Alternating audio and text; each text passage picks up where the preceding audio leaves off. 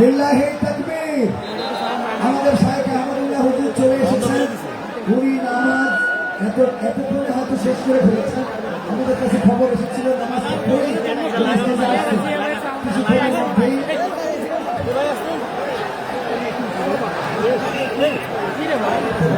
আমরা এখনই আমাদের সুপ্রিয় সুধী মণ্ডলী, আমরা সবাই আমাদের রব মহান রাব্বুল আলামিনের প্রতি মস্তক অবনত চিত্তে কৃতজ্ঞতা জানাচ্ছি। কারণ এত বিপুল মানুষের সমাগম, এটাও নিশ্চয়ই মহান রাব্বুল আলামিনের একটা রহমত। এত মানুষ কোন সভা, কোন জনসমাবেশ, কোন রাজনৈতিক প্রোগ্রামে কি উপস্থিত হয় না। কোরআন শোনার জন্য, কোরআনকে ধারণ করার জন্য, কোরআন দিয়ে সমাজ করার জন্য এই যে বিপুল মানুষের আকুতি, এই যে বিপুল মানুষের আগ্রহ, এটা নিশ্চয়ই আমাদের জন্য পরম পাওয়া। আমাদের মহান প্রভু রাব্বুল আলামিন আমাদের সৌভাগ্য দান করেছেন যে আমরা এইরকম একটা বড় অনুষ্ঠানে উপস্থিত হতে পেরেছি। এজন্য রাব্বুল আলামিনের দরবারে মস্তক অবনত চিত্তে কৃতজ্ঞতা জানাচ্ছি। এবার একটি বিপ্লবী গান পরিবেশন করবে শিল্পী ইমতিয়াজ আহমেদ। আসসালামু আলাইকুম রহমতুল্লাহ। আমি কিছু প্ল্যাকার্ড দেখছি। আমাদের হযরত মিজানুর রহমান আজহারের একটা স্লোগান ছিল, হেরে যাবে ওদের হিংসা, পরের লাইন কি, জিতে যাবে আমাদের। প্ল্যাকার্ডটা কোথায়? সবাই তুলুন প্ল্যাকার্ড। একটু আগে দেখেছি লেখাটা, যদি তোমাদের হিংসার আগুনে জ্বলে পড়ে হয়ে যায়, যদি তোমাদের আক্রোশ ঝরে চুরমার হয়ে যায়, যদি তোমাদের পথে কাটা মনে করো আমাদের, ষড়যন্ত্রের জাল বুনে নাও প্রস্তুতি যুদ্ধে, যদি আমাদের ফাঁদে আটকাতে খোঁজো না উপায়, যদি আমাদের ফাঁদে আটকাতে খোঁজো না উপায়, সোজা পথে হেরে বাঁকা পথে নাও চাতুরীর আশ্রয়, যদি পৃথিবীর প্রতিটি কোণায় গড়ে তোলো কারাগার, যদি আমাদের সব রাশদের বন্ধ করো দ্বার, যদি বলতে আঘাতে বসতে কেঁপে ওঠে থরথর, তবু স্লোগানে একটাই ঝরে তুলবে বারে বার, নারে তাকবীর আল্লাহু আকবার, নারে তাকবীর আল্লাহু আকবার। সবাই নারে তাকবীর, নারে তাকবীর আল্লাহু আকবার। আমাদের প্রভু এক নবীর উম্মত, জীবন বিধানে ওই শিবানী কোরআন, তবে কেন এক নও হে মুসলমান, এক হও করিয়া ভান, তবে কেন এক নও হে মুসলমান, এক হও করিয়া ভান। সবাই একসাথে একটা স্লোগান দিতে চাই, নারে তাকবীর, নারে তাকবীর, দিল ইসলাম, দিল ইসলাম, আদিলে মাহফিল।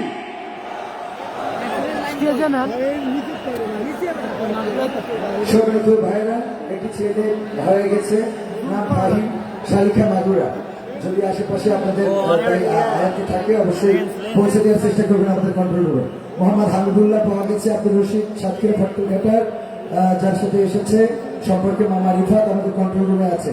আপনারা সঙ্গে তাকে সেখান থেকে নিয়ে নিতে পারেন। সম্মানিত তাওহীদি জনতা, আমাদের লোকের এত চাপ যে আমাদের লোহার গেট ভেঙে যাওয়ার অবস্থা। দয়া করে আপনারা আর আমাদের এই গেট দিয়ে না ঢুকে আমাদের মাঠের দক্ষিণ দিকে প্রচুর পরিমাণে ফাঁকা আছে। ভাদুরিয়া হয়ে আপনারা দক্ষিণ পাশে আসতে পারেন, যেখানে এখনো 2 লাখ লোকেরও বেশি জায়গা দেওয়া সম্ভব। আপনারা এই পাশ দিয়ে চাপ দিবেন না, এবং স্বেচ্ছাসেবকদেরকে বলবো দয়া করে আপনারা তাদেরকে দিক নির্দেশনা দেন, তারা যেন ভাদুরিয়ার ওই রাস্তা দিয়ে প্রবেশ করে তারা আমাদের মাঠের দক্ষিণ দিকে চলে আসে। সংগ্রামী তাওহীদি জনতা, আজকের এই জনস্রোত প্রমাণ করে নাই বাংলাদেশে ইসলামী গণজোয়ার সৃষ্টি হয়েছে। যেই বাতিলেরা বাংলাদেশ থেকে ইসলামের বাতিকে নিভিয়ে দিতে চেয়েছিল, আল্লাহ রাব্বুল আলামিন তার বাণীকে সত্য প্রমাণিত করেছেন। আল্লাহ বলেছিলেন, ইউরিদুনা লিউতফিউ নূরাল্লাহি বিআফওয়াহিহিম আল্লাহু মুতিম্মু নূরিহি ওয়ালাউ কারিহাল কাফিরুন। ওরা চায় ওদের মুখের ফুৎকার দিয়ে ইসলামের আলোকে নির্বাপিত করে দেবে, কিন্তু আমি আল্লাহ রাব্বুল আলামিন চাই আমার দ্বীনের আলোকে প্রজ্বলিত করে রাখবো, তাতে যতই তাদের কলিজায় জ্বালা পোড়া হোক না কেন।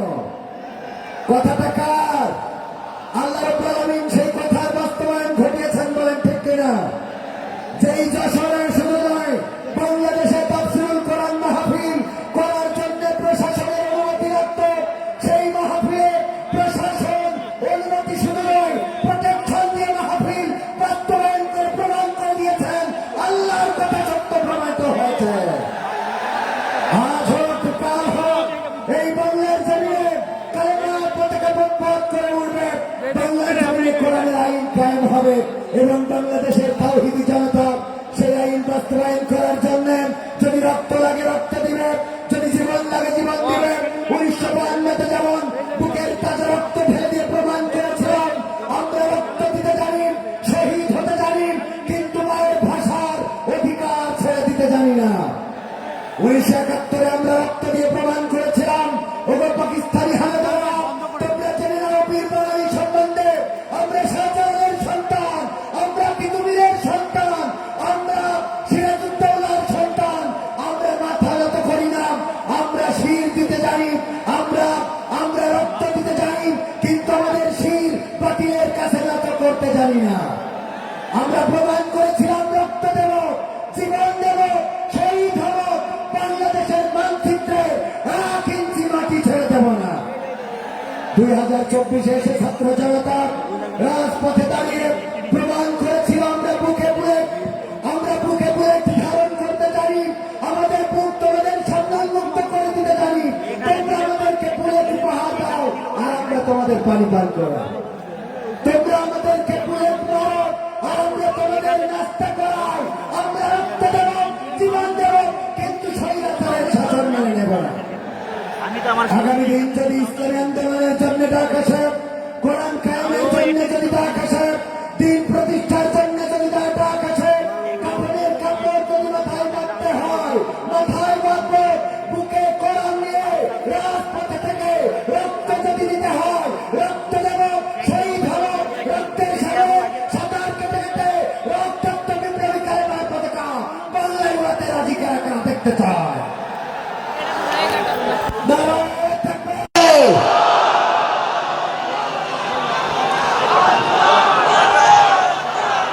শুধু মণ্ডলী, অত্যন্ত দুঃখের বিষয় যে আমার হাতের বাম পাশে মানে পশ্চিম দিকে মানুষ পদদলিত হচ্ছে, এত বিপুল পরিমাণ মানুষ এখানে এসেছে। এই রকম বিপুল জনসমাগমের একটা মাহফিলকে সুন্দর করতে পারে কেবলমাত্র আপনাদের সহযোগিতা। আপনাদের কাছে অনুরোধ, প্লিজ আপনারা শৃঙ্খলা বজায় রাখুন, এক ভাই আরেক ভাইকে সহযোগিতা করুন, নইলে এই মাহফিল আমরা চালিয়ে নিতে পারবো না। মেইন গেটে কর্তৃপক্ষ যারা আছেন, যারা অবস্থান করছেন, তাদের প্রতি অনুরোধ, প্লিজ ওই গেটটি বন্ধ করে দিন। মেইন গেটে যদি কেউ থাকেন, এই শব্দ যদি শুনে থাকেন, তাহলে আপনাদের কাছে অনুরোধ, ওই গেটটি বন্ধ করে দিন। জনস্রোতের কারণে ইতোমধ্যে মানুষ পদদলিত হয়েছে।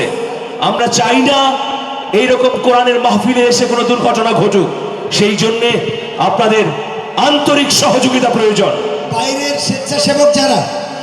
স্বেচ্ছাসেবক যারা এই মুহূর্তে আপনাদেরকে গেটে যাওয়ার জন্য অনুরোধ করা হচ্ছে। আমাদের স্বেচ্ছাসেবক যারা মাঠে রয়েছেন, চারিদিকে রয়েছেন, সকল স্বেচ্ছাসেবককে এই মুহূর্তে মেইন গেটে যাওয়ার জন্য বিনীতভাবে মাহফিল কর্তৃপক্ষের পক্ষ থেকে অনুরোধ জানানো হচ্ছে। আমাদের প্যান্ডেলের মধ্যে যারা আছেন তারা থাকেন, কিন্তু প্যান্ডেলের বাইরে যারা আছেন, সামনের স্বেচ্ছাসেবকরাও থাকবেন। বাকি যারা আছেন বাইরে রাস্তায় শৃঙ্খলা রক্ষায় যারা রয়েছেন, এই মুহূর্তে মেইন গেটে যেতে হবে এবং মেইন গেট বন্ধ থাকবে। দর্শকদেরকে বলতে চাই, শ্রোতাদেরকে বলতে চাই, দয়া করে চাপাচাপি করবেন না। প্রাণহানি যদি ঘটে, সওয়াবের চেয়ে গুনার বোঝা ভারী হবে, ঠিক কিনা? সুতরাং যদি প্রাণহানি ঘটে এর জন্য যশোরবাসী আপনারা দায়ী থেকে যাবেন। আপনাদের পায়ে হাত রেখে বলছি, মেন গেটে ভিড় জমাবেন না, ধাক্কাধাক্কি করবেন না। মাহফিলের শৃঙ্খলা রক্ষায় মেন গেটটাকে মুক্ত করে দিন। মাহফিল আজকে যদি না দেখতে পান, আরো মাহফিল হবে, ঠিক কিনা?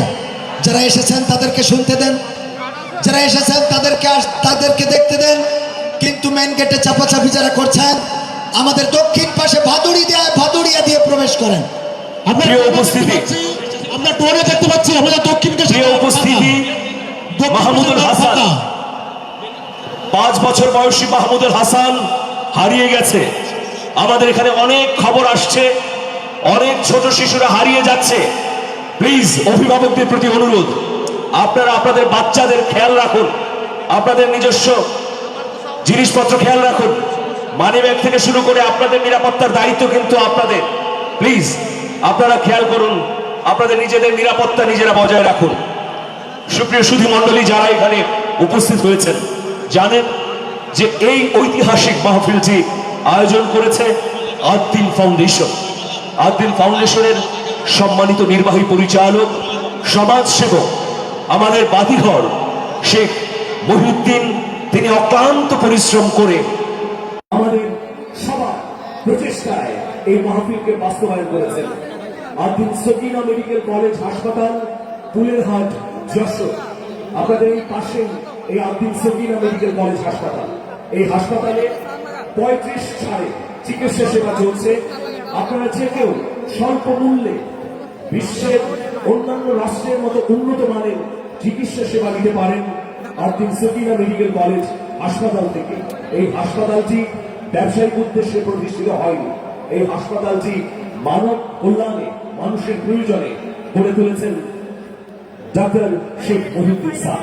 এই জন্য আপনারা যারা উপস্থিত হয়েছেন, কোরআনের বাণী শোনার জন্য এসেছেন, তাফসীর শোনার জন্য এসেছেন, এর পাশাপাশি আপনাদেরকে অবহিত করতে চাই যে চিকিৎসা সেবায় যারা ঢুকে দিন অতিবাহিত করছেন, তারা আদ্দিন সকিনা মেডিকেল কলেজে এসে মেডিকেল কলেজ হাসপাতালের সেবা নিয়ে আল্লাহর রহমতে আরোগ্য লাভ করতে পারে।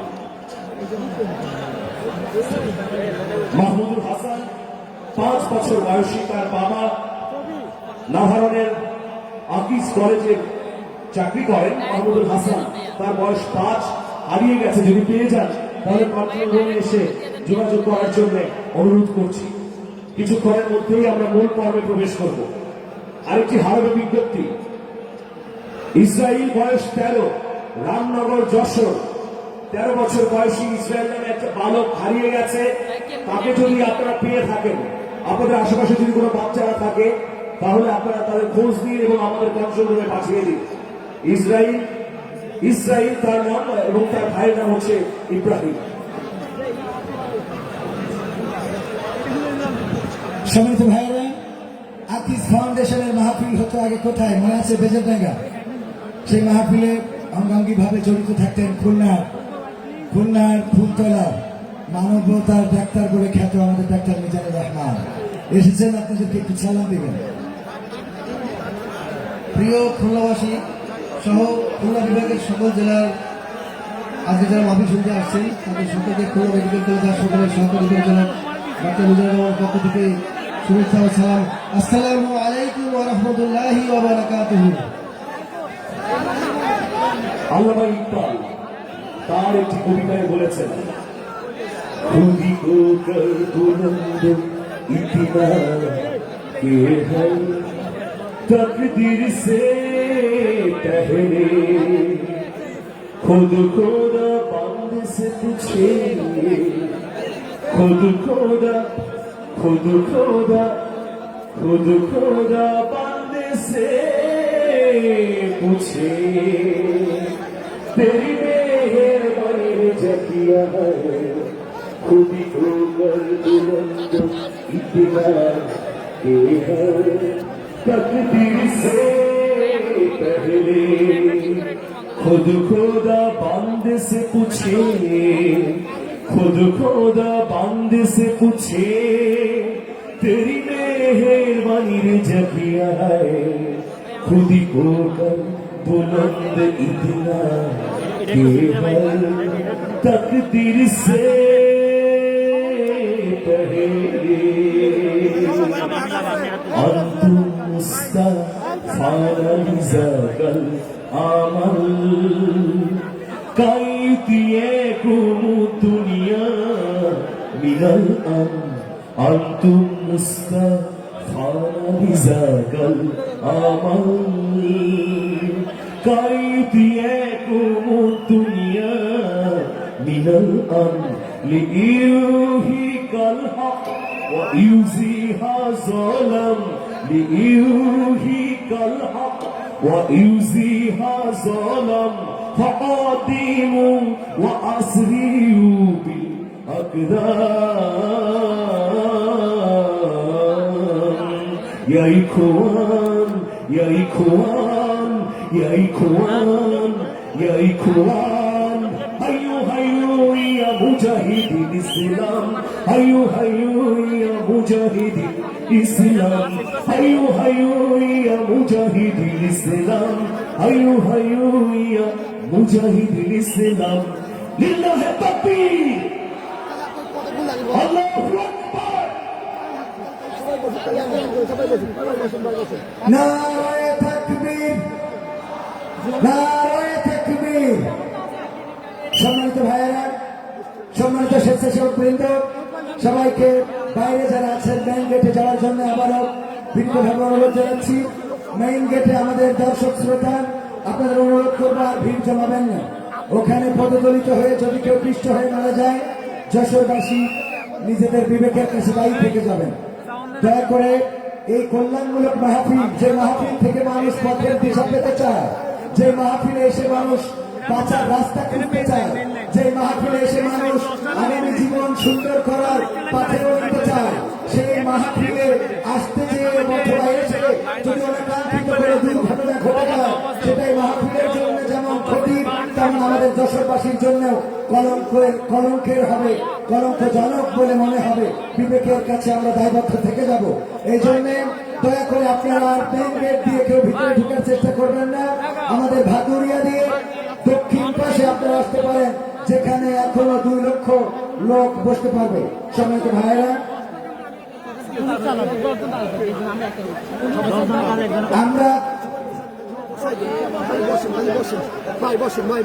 আমরা আমাদের মোহতারাম শাহেখ আহমদুল্লাহ এখনই আসছেন। উনার ডকুমেন্টারিটা উনি আসার আগে শেষ করতে বলেছেন। সো আমাদের মিডিয়া কন্ট্রোলার যারা আছে তাদেরকে বলবো ডকুমেন্টারি এবং গানটা এই মুহূর্তে মনিটরে প্লে করার জন্য। উনি রওনা দিয়েছেন, উনি আসার আগে যেন এটা শেষ হয়ে যান সেটা উনি দাবি জানিয়েছেন। উনি একটা ডকুমেন্টারি পাঠিয়েছিলেন নতুন করে, যেটা আমাদের এখানে প্লে করা সম্ভব হবে না, কারণ নেটওয়ার্ক পাচ্ছে না আমাদের, যেটা আছে সেটা। জি, সুপ্রিয় সুধী মণ্ডলী, আপনারা জানেন বাংলাদেশে ইসলামিক বুদ্ধিবৃত্তিক আন্দোলনে অন্যতম অগ্রপথিক শায়ক আহমদুল্লাহ। তিনি ইসলামের নানা অনুষঙ্গকে সহজভাবে সামাজিক যোগাযোগ মাধ্যমে তুলে ধরেন। তার সহজবোধ্য এই সমাধান, ইসলামের কোরআন এবং হাদিসের আলোকে যে সমাধান, তা মানুষের কাছে সহজেই বোধগম্য হয় বলে ইতিমধ্যে মানুষের কাছে তিনি প্রিয় হয়ে উঠেছেন, হয়েছেন জনপ্রিয়। প্রতিষ্ঠা করেছেন আস-সুন্নাহ ফাউন্ডেশন। এই ফাউন্ডেশনের মাধ্যমে সারা বাংলাদেশে সেবার নানাবিধ কার্যক্রম ছড়িয়ে দিচ্ছেন শায়ক আহমদুল্লাহ হাফিজুল্লাহ। শায়ক আহমদুল্লাহ হাফিজুল্লাহ প্রতি আমাদের নিরন্তর ভালোবাসা। তিনি অত্যন্ত ব্যস্ত সময়ের মধ্যেও আমাদেরকে সময় দিয়েছেন। আজকে তিনি পবিত্র কোরআন থেকে তাফসীর করবেন। আমরা তার কাছ থেকে তাফসীর শুনে সেগুলো আমাদের জীবনে বাস্তবায়ন করার চেষ্টা করব। প্রিয় উপস্থিতি, আমরা এখন শায়ক আহমদুল্লাহ হাফিজাহুল্লাহ জীবনের চুম্বক অংশ দেখতে চাই। আমি তারিখ ভাইদের অনুরোধ করব এই তথ্যচিত্রটি চালাবার জন্য।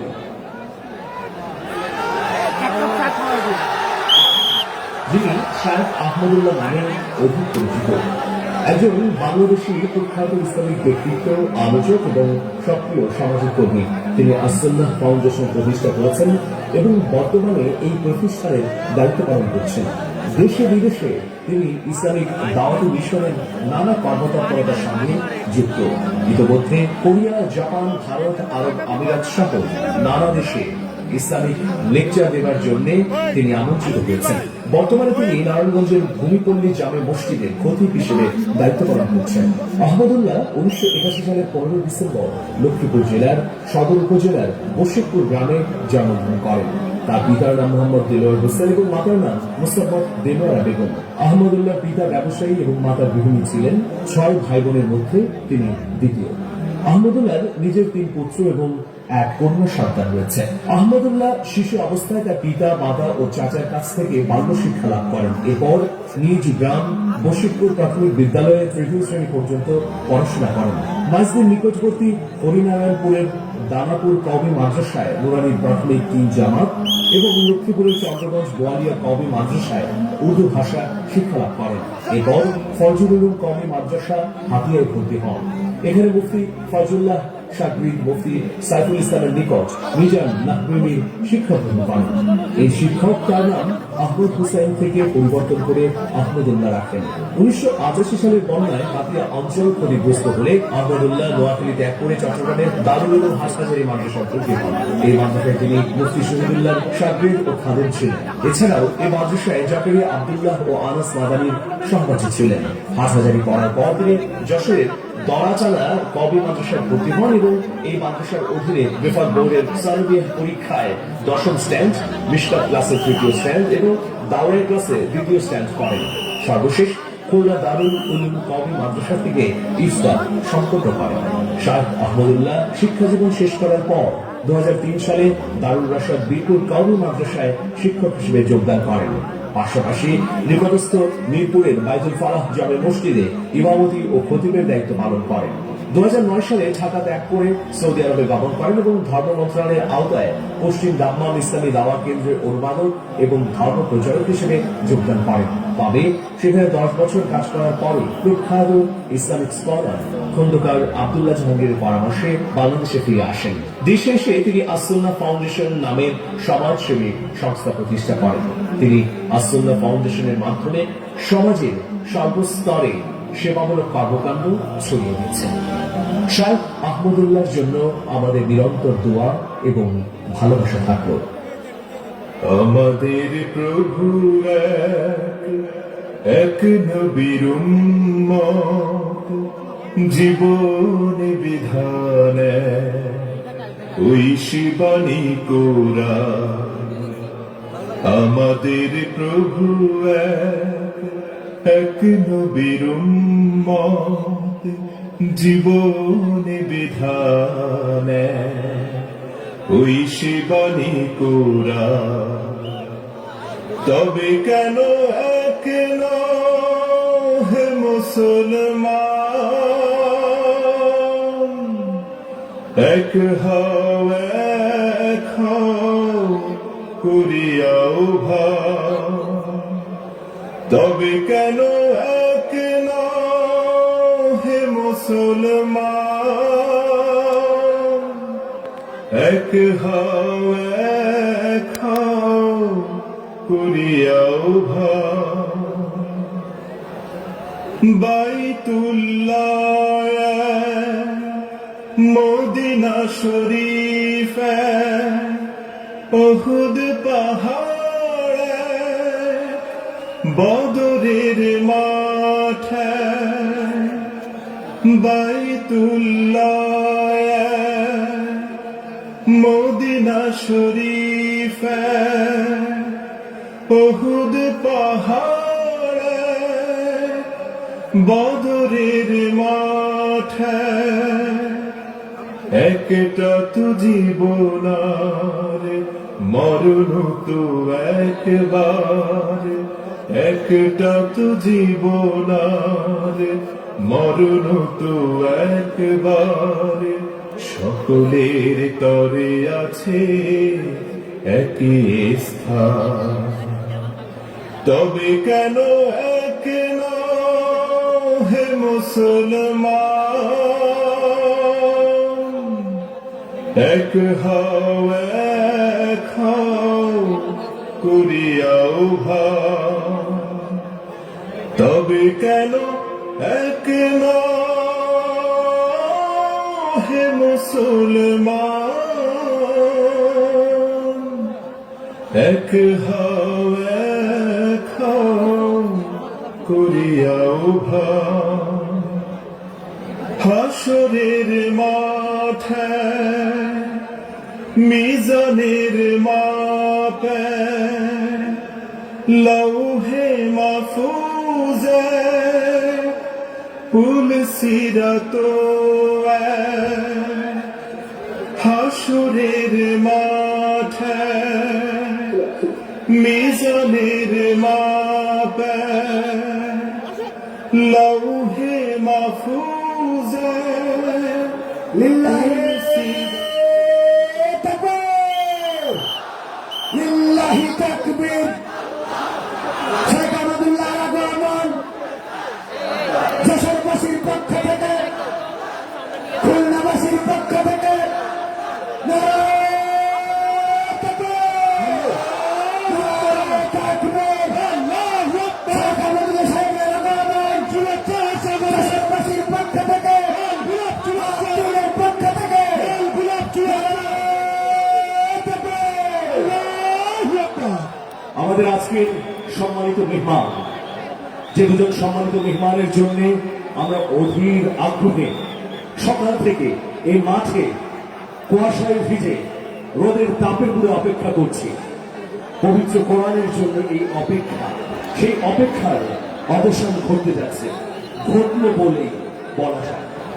যেন কবির সেই কবিতার মতো, কত যে আধার পরটা পাড়ায় ভোর হলে জানি না তার, দারুঙ্গি বনে কাঁপছে সবুজ পাতা। প্রিয় হাজিরিন, আমাদের মধ্যে উপস্থিত হয়েছেন আস-সুন্নাহ ফাউন্ডেশনের চেয়ারম্যান, বিশিষ্ট ইসলামিক চিন্তাবিদ, যিনি সামাজিক যোগাযোগ মাধ্যমে ইসলামের নানা অনুষঙ্গ তুলে ধরে আমাদের জীবনযাপনের সহজ এবং সরল পথ দেখান। আমাদের অত্যন্ত প্রিয় মানুষ, আমাদের বাতিঘর শায়খ আহমদুল্লাহ হাফিজাহুল্লাহ। লিল্লাহি তাকবীর, লিল্লাহি তাকবীর। আজকে এই চমৎকার এবং হৃদয়গ্রাহী ঐতিহাসিক তাফসীর মাহফিল যিনি বাস্তবায়ন করেছেন, আমাদের আরেক অভিভাবক, আরেক বাতিঘর ডাক্তার শেখ মহিউদ্দিন স্যারকে আমি এখানে আসার অনুরোধ করছি। ডাক্তার শেখ মহিউদ্দিন স্যার শায়খ আহমদুল্লাহ হাফিজাহুল্লাহ সম্পর্কে দু একটি কথা বলে মঞ্চ ছেড়ে দেবেন। আপনি পরিচয় করিয়ে দিয়ে এই মাহফিলটি শুরু করবেন। ভাই আমার প্রেমটা ঠিক করে দিন ভাইয়া, মারেন মারেন, ভাই আমার প্রেমটা ঠিক করে দেন। সবাই একটু লাইট চালায়, মোবাইলের লাইট চালায়, একটু মোবাইলের লাইট, সবাই মোবাইলের লাইট, সবাই মোবাইল লাইট, সবাই মোবাইলের লাইট, সবাই সবাই জ্বালায়, সাউন্ডটা কমাও, সবাই জ্বালায়, সবাই জ্বালায়। তোমার সাউন্ডটা কমাও। লিল্লাহি তাকবীর, লিল্লাহি তাকবীর, আল্লাহু আকবার।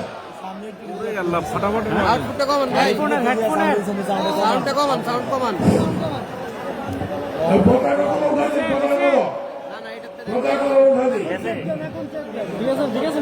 এরকম কমাও মার, কমছে কমছে। ঠিক আছে, থ্যাংক ইউ। পতাকাগুলো হাওয়াই হাওয়াই ইনশাআল্লাহ। এবার আপনারা সবাই খুশি ইনশাআল্লাহ? আলহামদুলিল্লাহ খুশি, আলহামদুলিল্লাহ খুশি তো। আজকে যিনি আপনাদের সামনে কথা বলবেন, ভাই আমার গান করবেন, উনি আমাকে অত্যন্ত ভালোবাসেন, উনি আমাকে অত্যন্ত ভালোবাসেন। আমি ওনাকে ভালোবাসি কিনা সেটা উনি বলবেন, আমি জানি না।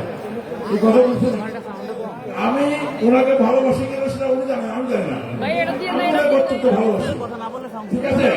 কথা বলতে এবার কথা শুনে ইনশাআল্লাহ, বেশি করতে নেই, কার কথা বলতে ইনশাআল্লাহ, কাজে বলতে ওনার কাজে, ওনার পরিচয়, ওনার আপনারা সবাই জানেন আল-সুন্নাহ ফাউন্ডেশন কি কি কাজ করে আপনি জানেন, এবং আল-সুন্নাহ ফাউন্ডেশনের উনি হচ্ছে কমান্ডার। এবার ওনার কাছ থেকে আমরা কথা শুনি ইনশাআল্লাহ। আসসালামু আলাইকুম ওয়া রাহমাতুল্লাহ।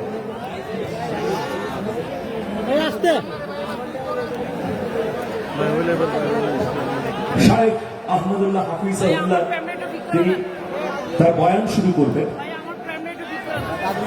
তার আগে নাচগুলো একটু টান দিয়ে দেন। শায়েখের আহ্বানে তেলাওয়াত করবেন, পবিত্র কোরআন থেকে তেলাওয়াত করবেন আর দিন জামে মসজিদের সম্মানিত পেশ ইমাম হাফিজ সাইদুল ইসলাম। আমি তো আমারটা চালাইতেছি না। রেকর্ড অফ করে দেন। পিছন থেকে চিল্লা দিলে কত দেখেন না। আসসালামু আলাইকুম ওয়া রাহমাতুল্লাহি ওয়া বারাকাতুহু। তেলাওয়াত করবেন।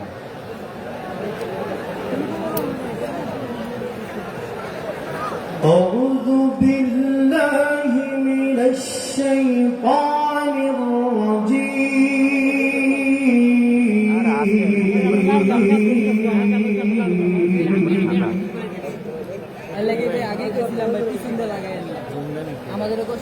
بسم الله الرحمن الرحيم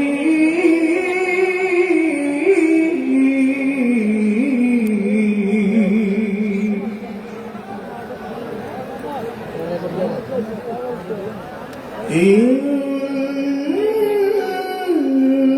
ربك لبالمرصاد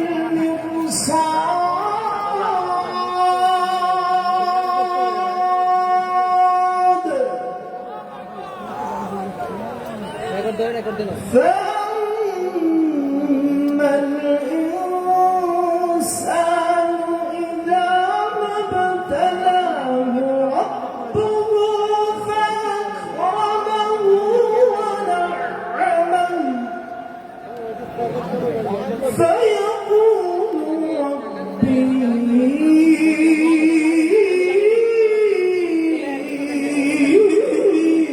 أكرمن وأما إذا ما ابتلاه فقدر عليه رزقه فيقول ربي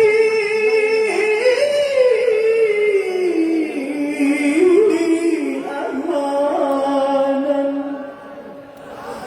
كلا بل لا تكرمون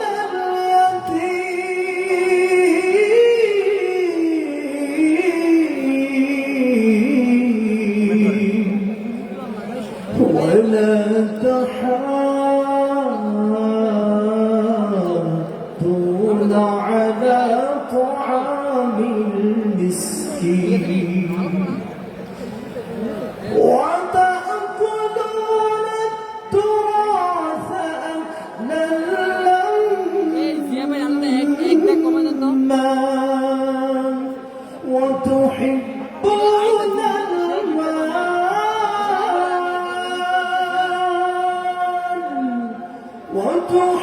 وتحبون المال حبا جما كلا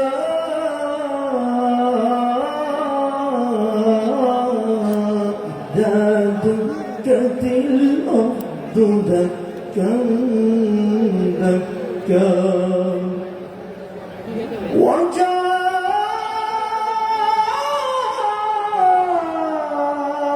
ربك والملك صفا صفا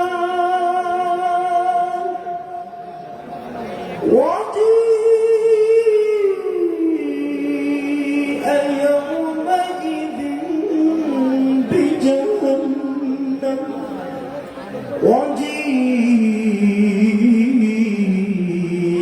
يومئذ بجهنم يومئذ يتذكر الإنسان وأنى له الذكرى يقول يا ليتني يقول يا ليتني يقول يا ليتني قدمت لحياتي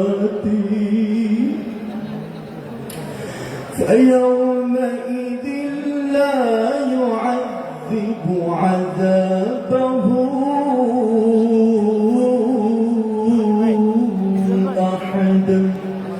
ولا يوثق وثاقه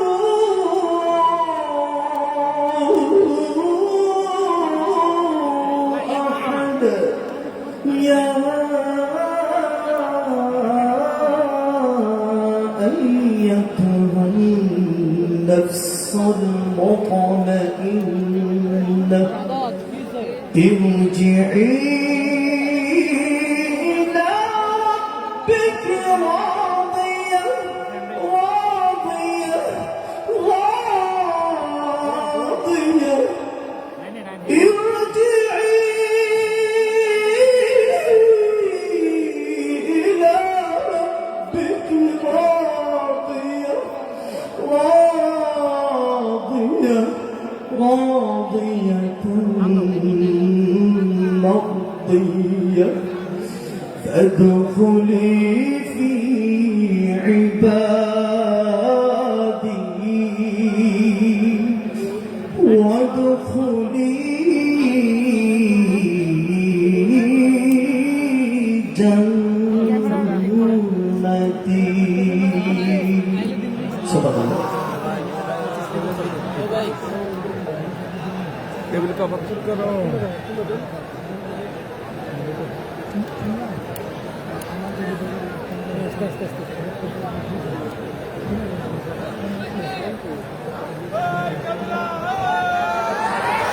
সুপ্রিয় হাজিরিন, লিল্লাহে তাকবীর, লিল্লাহে তাকবীর, লিল্লাহে তাকবীর।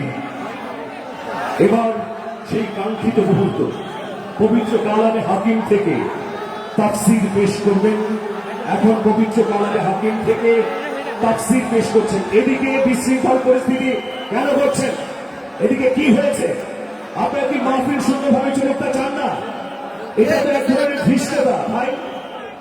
এখানে আপনারা পানি বোতল ছুঁড়ে মারছেন। ইসলামী মাহফিলে এসেছেন, শৃঙ্খলা রক্ষা করতে হবে, শান্তি বজায় রাখতে হবে, অপর ভাইকে সহযোগিতা করতে হবে। এই ধৃষ্টতাপূর্ণ কাজ কে করেছেন? স্বেচ্ছাসেবকরা। এখনই যান এবং এটা নিয়ন্ত্রণ করুন। সুপ্রিয় হাজিরিন, এখন পবিত্র কোরআন থেকে তাফসীর করবেন। আজকের এই মাহফিলের অন্যতম আকর্ষণ আমাদের প্রিয় ইসলামিক স্কলার আসুন্নাহ ফাউন্ডেশনের সম্মানিত চেয়ারম্যান শায়খ আহমদুল্লাহ হাফিজাহুল্লাহ।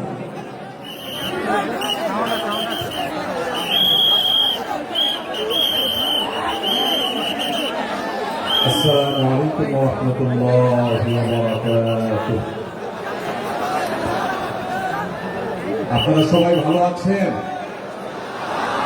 আলহামদুলিল্লাহ, আলহামদুলিল্লাহ। আল্লাহ রাব্বুল আলামিন আমাদের সবাইকে নয়েজ আসতেছে কেন ভালো থেকে নেক আমল করে আজকের এই মাহফিল থেকে উপকারী কথাগুলো শুনে আমলে নিয়ত করে যাওয়ার তৌফিক দান করুন। আমিন। আলহামদুলিল্লাহ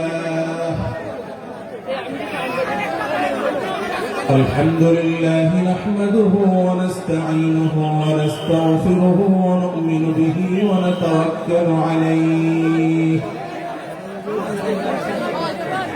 ونعوذ بالله من شرور أنفسنا ومن سيئات أعمالنا من يهده الله فلا مضل له ومن يضلله فلا هادي له وأشهد أن لا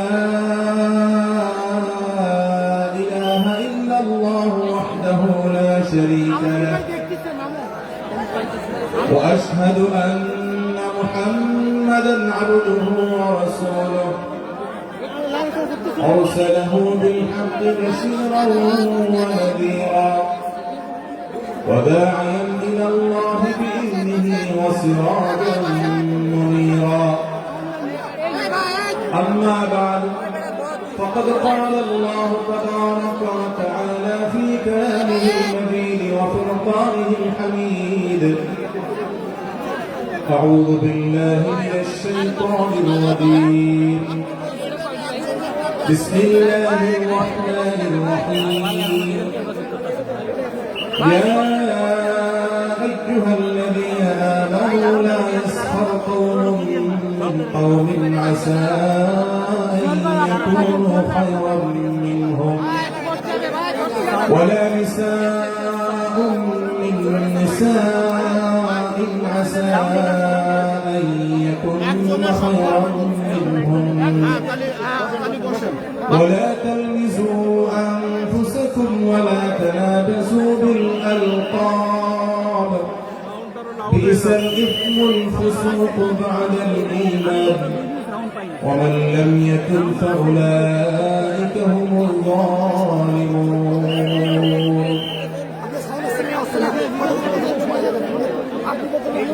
আব্দুল ফাউন্ডেশন কর্তৃক আয়োজিত ভাই একটু সামনে আজকের এই ঐতিহাসিক মাহফিলের সম্মানিত সভাপতি ওয়াজিবুল ইহতিরাম সম্মানিত উলামায়ে কেরাম, দূর দূরান্ত থেকে আগত, দেশের প্রত্যন্ত অঞ্চল থেকে আসা আমার প্রাণ প্রিয় দিনদরদি ভাইয়েরা এবং পর্দার আড়াল থেকে যে সমস্ত মা বোনরা আমাদের শুনছেন, সে সকল মা বোনেরা, আল্লাহ রাব্বুল আলামিন আমাদেরকে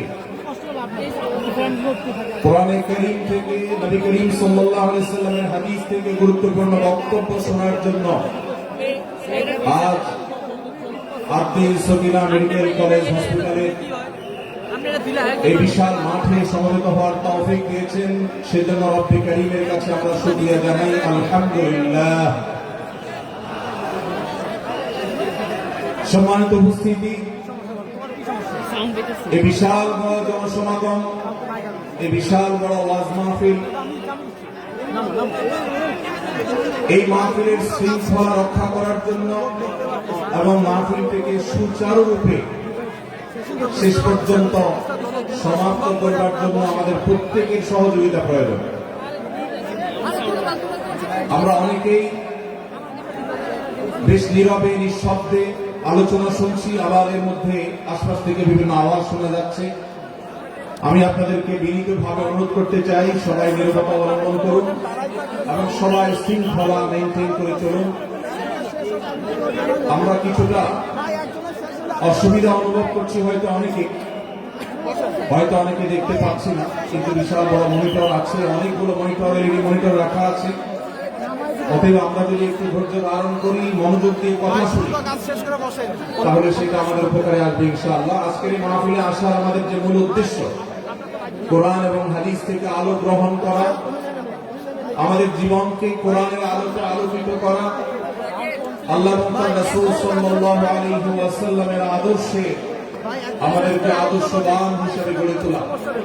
আমরা সে আদর্শের সঠিক শিক্ষা গ্রহণ করবার প্রয়োজনে প্রত্যেকে ধৈর্য ধারণ করি, সবর করি এবং যে সমস্ত অসুবিধাগুলো আমাদের হচ্ছে, অনেকে দেখতে পাচ্ছেন না, সে অসুবিধাগুলো আজকের এই মাহফিলটি, এই মাহফিল প্রথম মাহফিল। ইনশাআল্লাহ কর্তৃপক্ষ পরবর্তীতে এই মাহফিল যখন আয়োজন করবে, আমরা আশা করব তারা এবারের ভুলগুলো শুধরে নিয়ে পরবর্তীতে দর্শকদের কোনো অসুবিধা যেন না হয়, সেই দিকটি তারা বিবেচনা করবেন। আমি আপনাদেরকে ধৈর্য ধারণ করার অনুরোধ করছি, আপনারা সবাই সবর করে, ধৈর্য ধারণ করে নীরবে নিঃশব্দে আলোচনা শুনুন। আল্লাহ আমাদের সবাইকে তৌফিক দান করুন। আমাদের আশেপাশে যারা কথা বলছেন, যারা শব্দ করছেন, সেই সমস্ত ভাইদেরকে আশপাশে ভাইরা অনুরোধ করে, অনুনয় বিনয় করে, শক্ত ভাষায় নয়, কোমলতার সাথে, বিনম্রতার সাথে অনুরোধ করে তাদেরকে আমরা করজোর করে, অনুরোধ করে, রিকোয়েস্ট করে তাদেরকে আমরা নীরব করি, নিঃশব্দ করি এবং নীরবে ওয়াজ এবং আলোচনা শোনার পরিবেশ যেন তারা করেন, সেজন্য তাদেরকে সহযোগিতা করি। মাশাআল্লাহ, অনেকখানি নিস্তব্ধ হয়েছে, বাকি যে আওয়াজ হচ্ছে সেটাও আমরা বন্ধ করার চেষ্টা করি। কোরআনের মজলিসে, কোরআনের আলোচনার মজলিসে যদি বিশৃঙ্খলা করা হয়, আলোচনা করা হয়, কথাবার্তা বলা হয়, অন্যকে শুনতে অসুবিধা সৃষ্টি করা হয়, তাহলে সেটা আলাদা একটা গুনাহের কাজ, যেটা ওয়াজের প্যান্ডেলে বসে এই গুনাহের কাজ কোন অবস্থাতে আমরা করতে পারি না। সেজন্য আমরা আশা করব শেষ পর্যন্ত ইনশাআল্লাহ আজকে এই 3 দিন ব্যাপী তাফসীর কোরআন মাহফিলের শেষ দিন, একবারে শেষ মুহূর্ত পর্যন্ত আমরা নীরব নিস্তব্ধ হয়ে আলোচনা শুনবো। সারা দেশে যত শত সহস্র মাহফিল হচ্ছে, আজকের এই মাহফিল নানা কারণে অনন্য এবং একটা বিশেষ দৃষ্টান্ত স্থাপন করেছে। আজকের এই মাহফিলের অন্যতম বৈশিষ্ট্য হলো যে এই মাহফিলে গতানুগতিক মাহফিলগুলোর মতো গভীর রাত পর্যন্ত আলোচনা হয় না। এটি একটি ভালো দিক এবং একটি আদর্শ মাহফিলের অন্যতম পূর্ব শর্ত। গভীর রাত পর্যন্ত দূর দূরান্তে মাইক লাগিয়ে ওয়াজ মাহফিল আয়োজন করা কোন আদর্শ মাহফিলের চিত্র হতে পারে না। সেই বিচারে, সেই দৃষ্টিকোণ থেকে আব্দুল ফাউন্ডেশনের আজকের এই মাহফিলটি অত্যন্ত চমৎকার এবং অসাধারণ মাহফিল। কারণ এই মাহফিলের গত 2 দিনের খবর আমি নিয়েছি এবং আজকের দিন সম্পর্কে আমি জেনেছি যে গভীর রাত পর্যন্ত এবং দূর দূরান্ত পর্যন্ত মাইক লাগিয়ে মানুষকে ডিস্টার্ব করার মতো মাহফিল এখানে হচ্ছে না। এটি একটি ভালো দিক।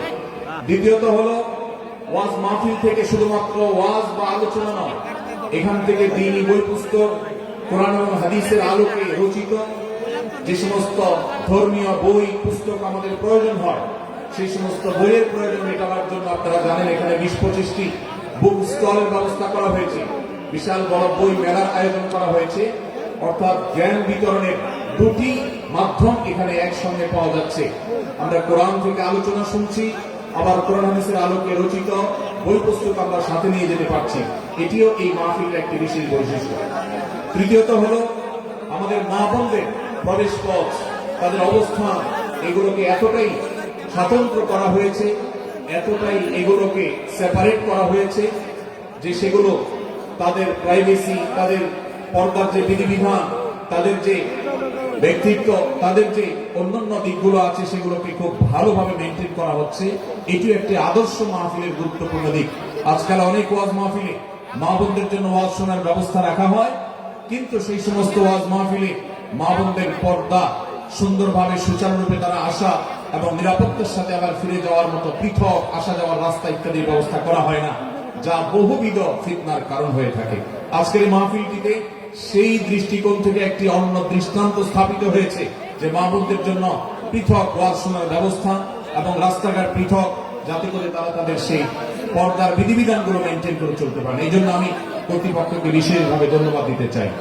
সেই সাথে আজকের একটা মাহফিলের সম্পূর্ণ নতুন দিক যুক্ত হয়েছে, যেটা আপনারা দেখেছেন, তা হল প্রত্যেক আলোচক আলোচনা করার আগে তার বায়োগ্রাফি পেশ করা হচ্ছে, তার জীবন বৃত্তান্ত পেশ করা হচ্ছে এবং সংক্ষেপে তার সম্পর্কে ধারণা দেওয়া হচ্ছে। এটি একটা চমৎকার দিক এবং আমার জানা মতে বাংলাদেশের যে কোনো মাহফিলে এটি প্রথম দৃষ্টান্ত। সেই সাথে এই মাহফিলে আগত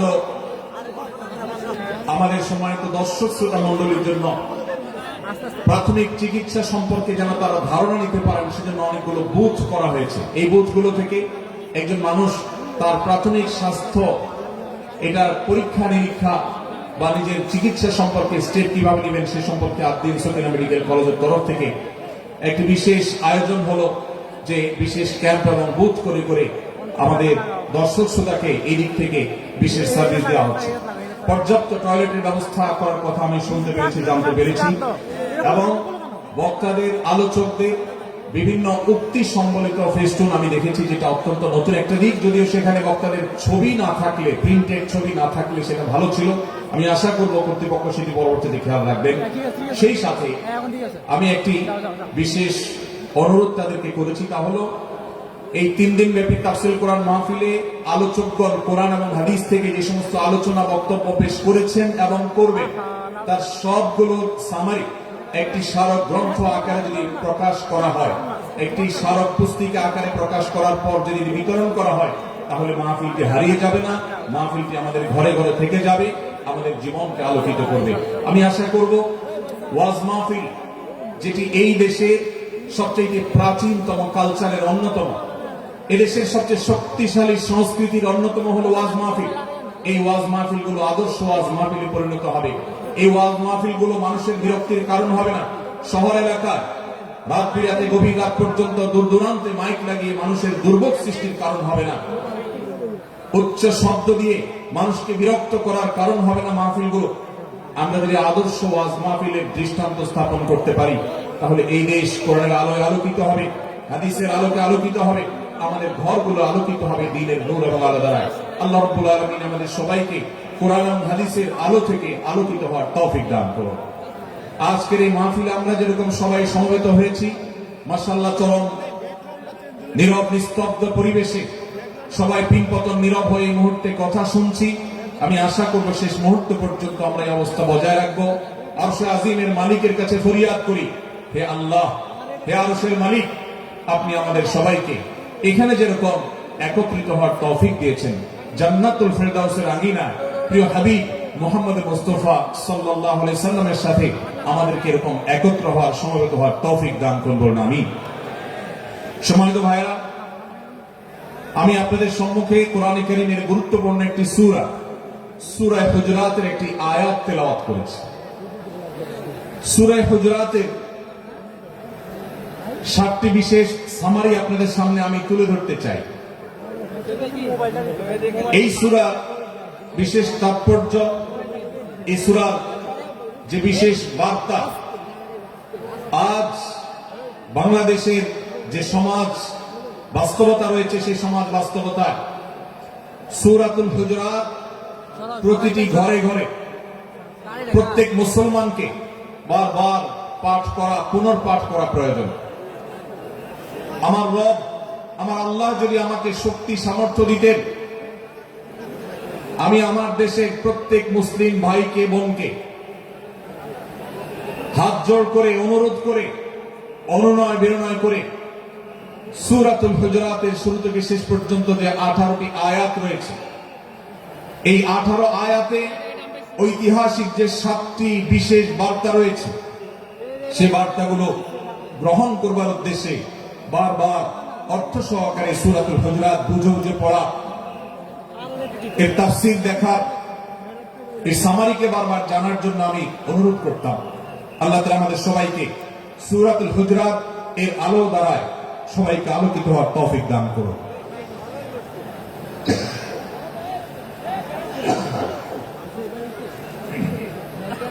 সম্মানিত উপস্থিতি, আমি যে সূরার সামারি আপনাদেরকে বলতে যাচ্ছি, যে সূরাকে সামনে রেখে আজকের এই ঐতিহাসিক মাহফিলে কোরআনে কারীমের দেওয়া 7টি বার্তা দিতে চাইছি, সেই সূরার নাম হলো সূরাতুল হুজুরাত। এই সূরা কোরআনে কারীমের 26তম পারায় অবস্থিত এবং এই সূরা কোরআনে কারীমের সূরার যে সিরিয়াল, সেই সূরার সিরিয়ালে 49তম সূরা। এই সূরার আয়াত সংখ্যা হলো 18।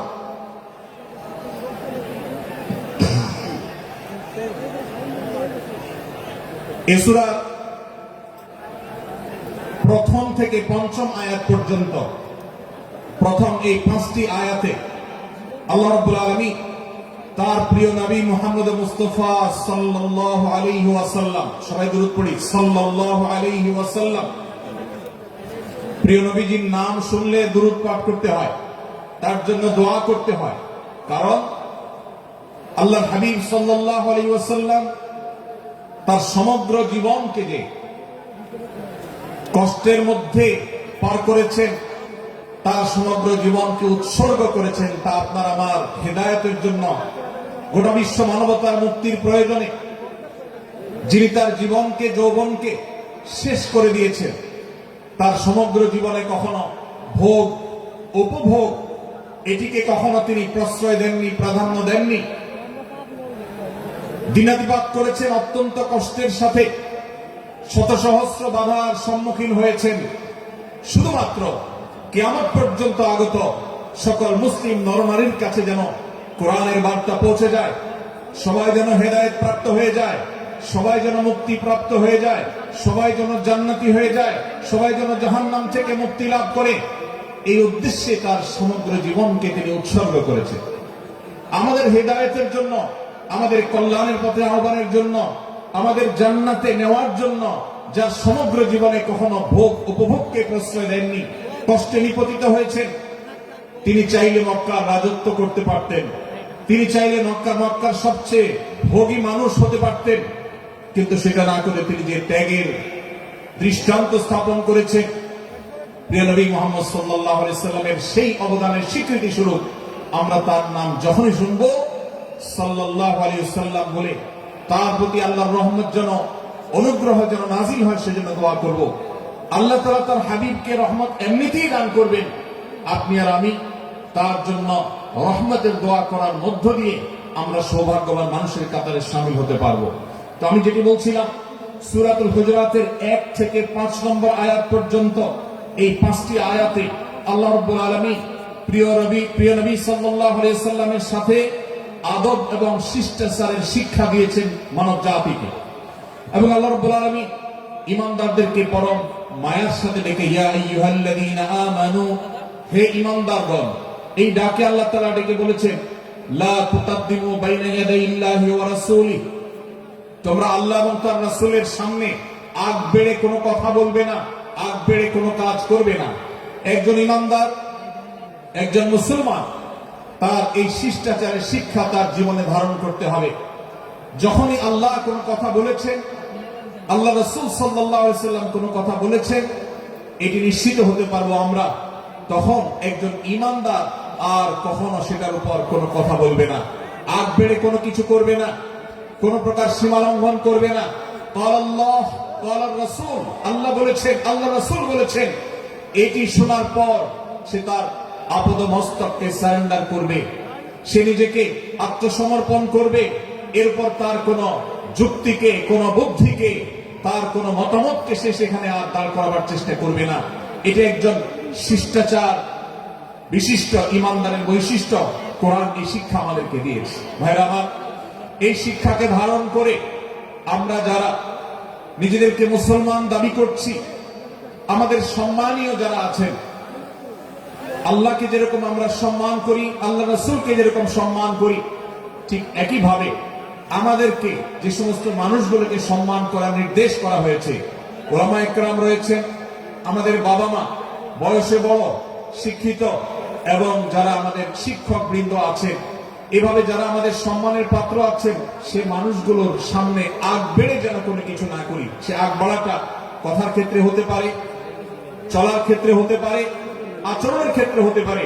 এই শিষ্টাচারের শিক্ষা সূরা হুজুরাতের প্রথম আয়াতে আমাদেরকে দেওয়া হয়েছে।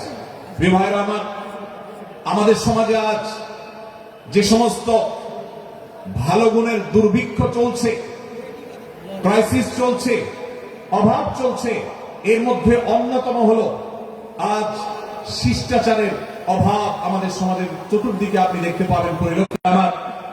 আর সেজন্য সূরা হুজুরাতের এই শিষ্টাচারের শিক্ষা আমাদের জীবনে খুবই গুরুত্বপূর্ণ।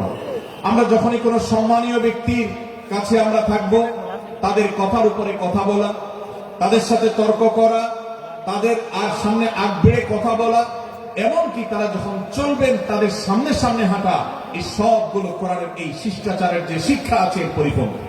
প্রিয় নবী সাল্লাল্লাহু আলাইহি সাল্লামের সময়কার একটি ঘটনা, এক ব্যক্তি তার বাবার সাথে হেঁটে যাচ্ছিলেন, বোঝা যাচ্ছিল না যে তাদের মধ্যে বাবাকে সন্তানকে। অনেক সময় বাপ সন্তানের বাহ্যিক ভাবে দেখে বোঝা যায় না, এরকম কোন কোন ক্ষেত্রে হয়। জিজ্ঞেস করা হলো তাদেরকে, তোমাদের মধ্যে বাবাকে সন্তানকে? বলা হলো যে অমুক বাবা, অমুক সন্তান। তখন নির্দেশনা দেওয়া হলো যে সন্তান তার হাঁটা এবং চলার মধ্য দিয়ে এই বিনয়ের প্রকাশ ঘটাতে হবে, আনুগত্যের প্রকাশ ঘটাতে হবে, সম্মান এবং শ্রদ্ধার প্রদর্শন করতে হবে, যার মধ্য দিয়ে বোঝা যায় যে কে সন্তান আর কে বাবা। এটা যেন জিজ্ঞেস করতে না হয়। আজ আমাদের যারা তরুণ আছি, আমরা যুবক আছি, আমরা অনেকেই পশ্চিমা সংস্কৃতি দ্বারা প্রভাবিত হয়ে আমরা শিষ্টাচারের এই গণ্ডি এবং সীমানা পার হয়ে চলে গেছি। কোরআন আমাদেরকে শিষ্টাচারের শিক্ষা দিচ্ছে যে আমরা সিনিয়রদের সামনে বিনয়ের সাথে আচরণ করব, তাদের সামনে সামনে চলা থেকে বিরত থাকব, যথাসম্ভব তাদেরকে অনুসরণ করার চেষ্টা করব, তাদের সাথে কথা হবে, তাদের আগ বেড়ে কথা হবে না, তাদের কোনো জিজ্ঞাসা থাকলে সেটা উত্তর হবে বিনয়ের সাথে। এই শিষ্টাচারের শিক্ষা আমাদেরকে দেওয়া হয়েছে। এবং একইভাবে সূরা হুজুরাতের প্রথম বার্তার মধ্যে নবী সাল্লাল্লাহু আলাইহি ওয়াসাল্লামের সাথে আরেকটি শিষ্টাচার শেখানো হয়েছে, তা হলো আল্লাহ রাব্বুল আলামিন আমাদের কণ্ঠকে, আমাদের আওয়াজকে, আমাদের কথাকে নবী সাল্লাল্লাহু আলাইহি ওয়াসাল্লামের কথার চাইতে যেন আগ বেড়ে না যায়, তার চাইতে যেন উঁচু কণ্ঠে আমরা কথা না বলি, তার চাইতে যেন উচ্চ স্বরে কথা না বলি, সেই শিক্ষা দিয়েছেন, সেই শিষ্টাচারের শিক্ষা আমাদেরকে দেওয়া হয়েছে। ভাইরা আমার, প্রিয় নবী সাল্লাল্লাহু আলাইহি ওয়াসাল্লামের সাহাবীরা নবী সাল্লাল্লাহু আলাইহি ওয়াসাল্লামের প্রতি আদব এবং শিষ্টাচার এত বেশি প্রদর্শন করতেন যে নবী করিম সাল্লাল্লাহু আলাইহি সাল্লামের প্রতি এই শিষ্টাচারের কথা যখন বলা হয়, সাহাবীরা অনেকে নবী করিম সাল্লাল্লাহু আলাইহি সাল্লামের সাথে কথা বলতে রীতিমতো ইতস্তত বোধ করছিলেন, যে কিভাবে কথা বলবো না জানে জোরে হয়ে যায়, এবং তাতে না জানে আমি বেয়াদবের কাতারে শামিল হয়ে যাই, শিষ্টাচার বহির্ভূত কাজ করে ফেলি। এবং আল্লাহ তাআলা যে সতর্কীকরণ করেছেন সূরা হুজুরাতের এই 1 থেকে 5 নম্বর আয়াতের মধ্যে, তার আওতায় আমি না জানে পড়ে যাই। তখন সাহাবায়ে কেরাম বিনয় এবং বিনম্রতা অবলম্বন করেছেন এবং তারা একরকম বিপাকে পড়ে গেছেন। এতটা তারা সভ্য ছিলেন, এতটা তারা নম্র ছিলেন, এতটা তারা বিনম্র আচরণ করতেন নবীজির সাথে। ভাইরা আমার, এই বিষয়টিও আমরা শুধুমাত্র আমাদের প্রিয় নবীজির জন্য নয়, এটি আমাদের মা বাবা, আমাদের সম্মানের পাত্র যারা আছেন, আমাদের বয়সে যারা সিনিয়র আছেন, তাদের সামনে কথা বলার সময় আমরা মেনটেন করে চলবো। অর্থাৎ আমরা উচ্চ কণ্ঠে তাদের সামনে কথা বলবো না। এই মাহফিলে এখনো শত শত হাজারো মানুষ হয়তো এমন আছে যারা মায়ের সামনে, বাবার সামনে, বড় ভাইয়ের সামনে, শিক্ষকের সামনে, সিনিয়রদের সামনে, মুরব্বীদের সামনে, ওলামাদের সামনে উচ্চ কণ্ঠে কথা বলেন। প্রিয় ভাইরা আমার, আমরা মুসলমানদের সন্তান, আমরা মুহাম্মদ সাল্লাল্লাহু আলাইহি সাল্লামের উম্মত, আমরা আবু বকর, ওমর, ওসমান, আলী রাদিয়াল্লাহু আজমাইনের অনুসারী, আমরা কোরআনের অনুসারী। কোরআনের অনুসারী কখনো বেয়াদব হতে পারে? কোরআনের অনুসারী কখনো বেয়াদব হতে পারে?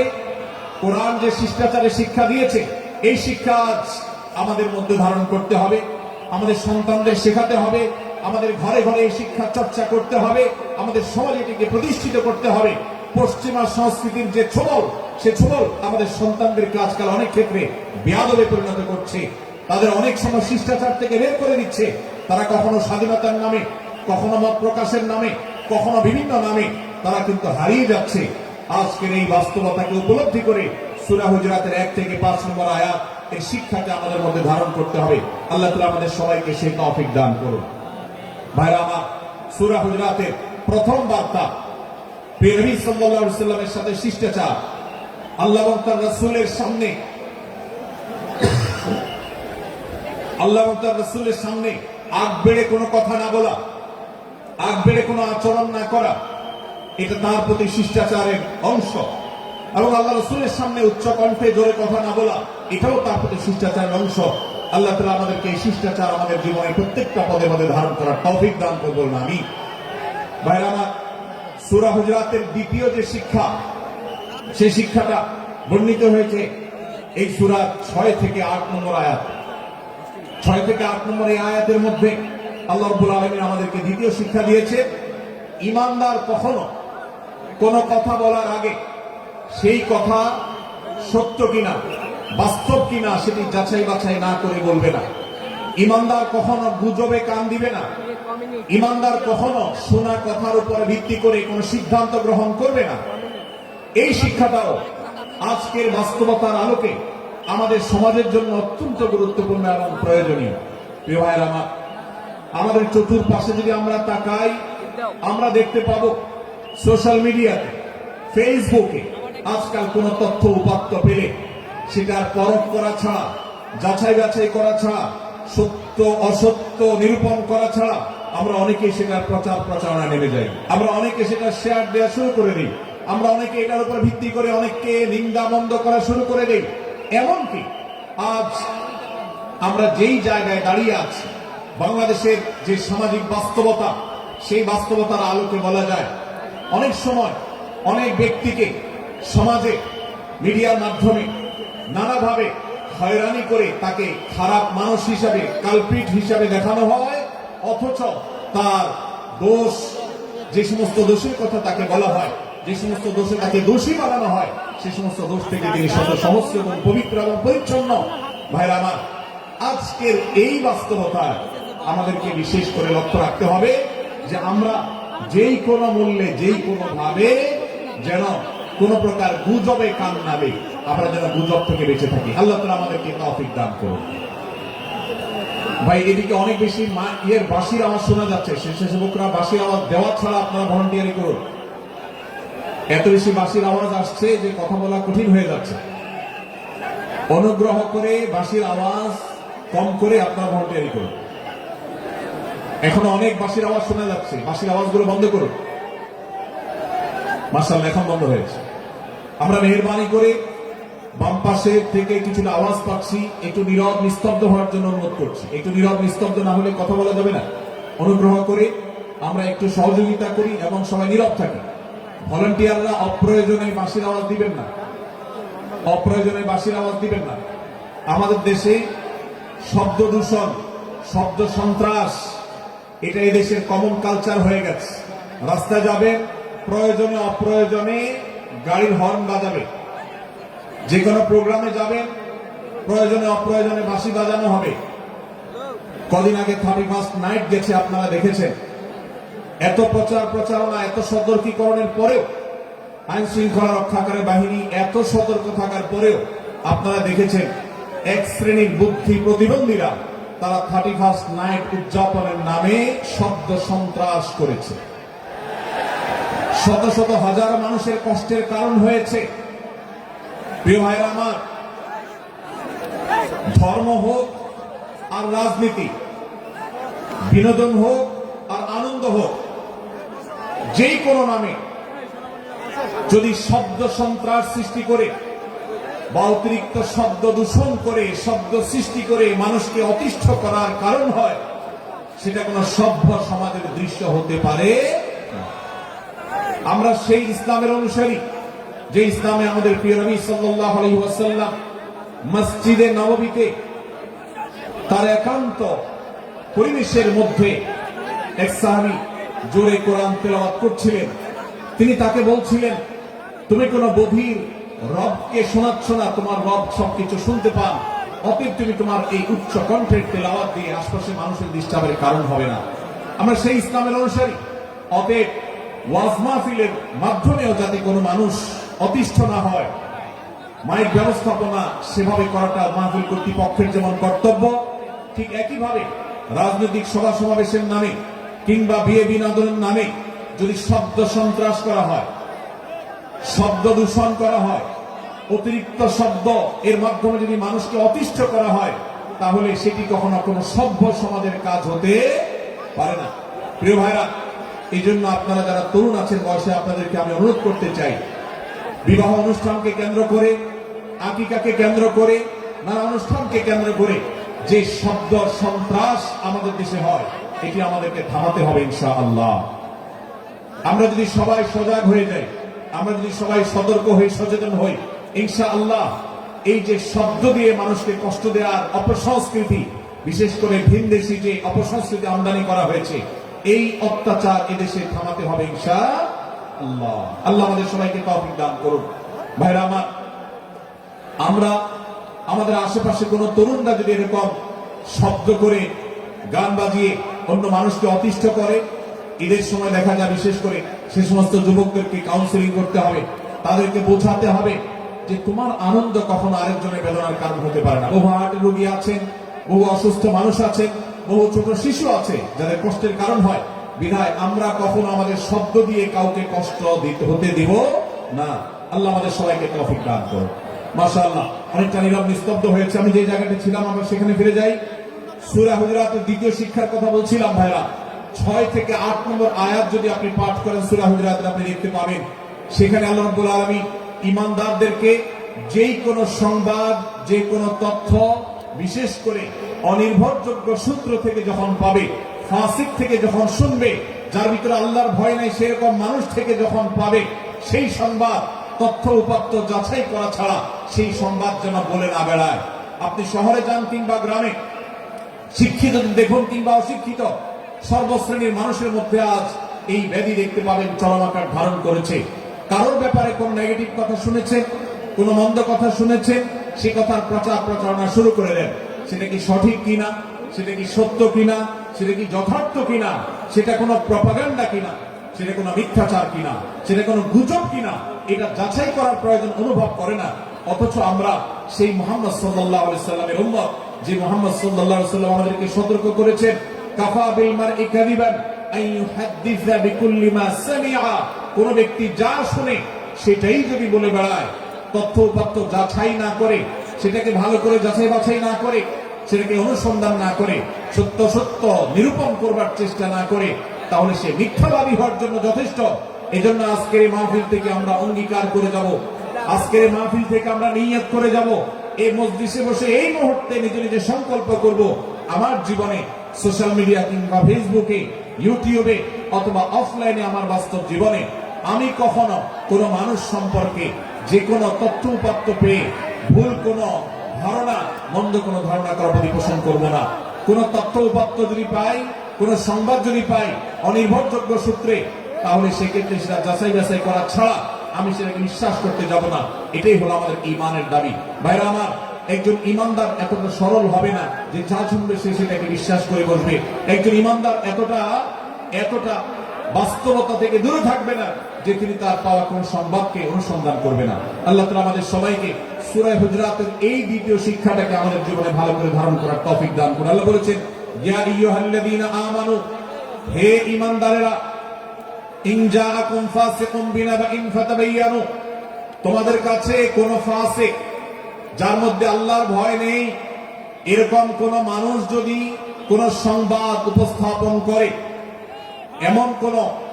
এমনকি গণমাধ্যমেও যদি কোন সংবাদ প্রচারিত হয়, সংবাদদাতার মধ্যে যদি আল্লাহর ভয় না থাকে, সে যদি টাকার বিনিময়ে কারোর চরিত্র হনন করতে পারে, সে যদি অ্যাডভার্টাইজ পেয়ে কোন কোম্পানির হয়ে দালালি করতে গিয়ে অন্য কারোর বিরুদ্ধে কোন মিথ্যাচার করে, সে যদি বিদেশিদের এজেন্ডা বাস্তবায়ন করতে গিয়ে আলেম সমাজের চরিত্রকে কলঙ্কিত করে, কোন ভালো মানুষকে দোষী হিসাবে সাব্যস্ত করে, আল্লাহ তাআলা আমাদেরকে সতর্ক করেছেন, ফাতাবায়ানু, সেই সংবাদ সত্য কিনা আমাদেরকে যাচাই করতে হবে। আন তুসিবু কওমান বিজাহালাহ ফাতুসবিহু আলা মা ফাআলতুম নাদিমিন। যদি আমরা যাচাই বাছাই না করে যা শুনি সেটাকে বিশ্বাস করতে থাকি, তাহলে আমরা এক সময় লজ্জিত হতে হবে, অনুতপ্ত হতে হবে আমাদের এই ভুল অবস্থানের কারণে। এজন্য ভাইরা, আজকের এই মাহফিল থেকে আমরা প্রতিশ্রুতি নিজের সঙ্গে নিজে দিয়ে যাব যে আমরা কখনো কোন তথ্য উপাত্ত পেলে, কোন সংবাদ পেলে, সেটাকে বিশেষ করে কারোর চরিত্র সম্পর্কিত যদি হয়, কারোর সম্পর্কে নেগেটিভ যদি হয়, তাহলে সেটাকে বিশ্বাস করবার আগে ভালো করে অনুসন্ধান করব। যতক্ষণ আমি নিশ্চিত না হব ততক্ষণ পর্যন্ত সেটার প্রচার করব না। আল্লাহ তাআলা আমাদের সবাইকে কোরআনের এই শিক্ষাটাও আমাদের জীবনে ধারণ করবার তৌফিক দান করুন। ভাইরা আমার, তৃতীয় যে শিক্ষা সূরা হুজুরাতের, সেটি হলো আল্লাহ রাব্বুল আলামিন সূরা হুজুরাতের 9 এবং 10 নম্বর আয়াতে ঈমানদারদের মধ্যে যদি কখনো মতভিন্নতা, মতপার্থক্য, এটা যদি মারামারিতে পরিণত হয়, ঈমানদারদের মধ্যে যদি কখনো দুই পক্ষ গন্ডগোল এবং ফাসাদের মধ্যে লিপ্ত হয়ে যাওয়ার মতো দৃশ্যের অবতারণা হয়, তাহলে আমরা যেন আমাদের মুসলমান ভাইদের ঘর পোড়ার মধ্যে আলু পোড়া দিতে না যাই। আমরা যেন আমাদের মুসলমান ভাইদের মধ্যকার বিভেদকে আরো বৃদ্ধি করতে সহায়তা না করি। আমরা যেন মীমাংসার পথ অবলম্বন করি। আমরা যেন তাদের মধ্যকার সম্পর্কে যে অবনতি হয়েছে সেটাকে দূর করবার চেষ্টা করি। আল্লাহ রাব্বুল আলামিন এই নির্দেশ দিতে গিয়ে বলেছেন, ওয়া ইন তাইফাতানি মিনাল মুমিনিনা ইকতাতালু, যদি ইমানদারদের দুটি দল, দুটি গ্রুপ নিজেদের মধ্যে মারামারিতে লিপ্ত হয়ে যায়, ফাসলিহু বাইনাহুমা, তাহলে তোমরা সেই বিবাদমান দুটি দলকে মীমাংসা করবার চেষ্টা করবে। আজ আমাদের মধ্যে এরকম বহু বিষয়কে কেন্দ্র করে মুসলমানদের মধ্যে অনেক সময় মুখোমুখি অবস্থান আমরা দেখতে পাই, যা দুর্ভাগ্যজনক, যা হওয়ার কথা ছিল না। এমনকি জাগতিক বিষয়ে যেমন হয়, ধর্মের নামে, ইসলামের নামে আজ আমরা হাজার হাজার টুকরা হয়েছে। আজ গোটা বিশ্বে আমাদের মুসলমানদের যে অবস্থান দুর্বল হয়েছে, এর অন্যতম প্রধান কারণ হলো আমাদের অনৈক্য। আমরা যদি আজ আহলে কিবলা, আহলে সুন্নাহ ওয়াল জামাআতের অনুসারীরা নানান মত এবং পথের অনুসারী হওয়া সত্ত্বেও, নানান পথ এবং পন্থার অনুসারী হওয়া সত্ত্বেও, আমরা যদি মৌলিক বিষয়গুলোর পর সবাই ঐক্যবদ্ধ থাকতাম, আমরা যদি আল্লাহ তাআলার দেওয়া ইত্তিহাদ মাল ইখতিলাফ, বৈচিত্র্যময় ঐক্য, বিভিন্ন বিষয় মতভিন্ন থাকা সত্ত্বেও মৌলিক বিষয়ে ঐক্যমতে আমরা যদি থাকতে পারতাম, আমাদের মধ্যে যদি মুসলিম ভ্রাতৃত্ববোধ থাকতো, আমাদের মধ্যে যদি বলয় ভিত্তিক যে দেয়াল আর প্রাচীরগুলো আছে সেগুলো যদি না থাকতো, তাহলে আজ বাংলাদেশের বাস্তবতা হলো, বাংলাদেশে আল্লাহর কোরআন, আল্লাহ রাসূল সাল্লাল্লাহু আলাইহি ওয়াসাল্লামের হাদিসের আলোকে বাংলাদেশ আজ অটোমেটিক পরিচালিত হতো, ঠিক কিনা বলেন? আমরা যদি আজ ঐক্যবদ্ধ থাকতাম তাহলে এদেশে হাতে গোনা যাবে এরকম স্বল্প সংখ্যক নাস্তিকেরা, ইসলাম এবং মুসলমানদের শত্রুরা, তারা আমাদেরকে নিয়ে তারা আজ যে খেলা খেলছে, আমাদেরকে যে তারা শাসন করছে, আমাদেরকে যে তারা তাদের অধীনস্থ করে রাখছে, আমাদের উপরে যে আজ ভিনদেশি কালচার চাপিয়ে দিচ্ছে, আমাদের উপরে তারা যে আজ কর্তৃত্ব করছে, আমাদেরকে আজ টুকরা টুকরা করছে, এই দুঃসাহস তারা কোনোদিন দেখাতে পারত না যদি আমরা ঐক্যবদ্ধ থাকতাম। ভাইরা আমার, এই জন্য আমরা সব বিষয়ে সবাই একমত হব না। আজকের এই মাহফিলে যত মানুষ এসেছেন সবাই সব বিষয়ে একমত নন। এমনকি আজকের এই মাহফিল কর্তৃপক্ষ যে আয়োজন করছেন 3 দিন ব্যাপী, এই মাহফিলে আপনারা দেখেছেন এখানে কওমি এবং আলিয়া উভয় জায়গা থেকে বক্তা নির্বাচন করা হয়েছে, অসাধারণ সমন্বয় করা হয়েছে। এটি একটি ঐক্যের বার্তা।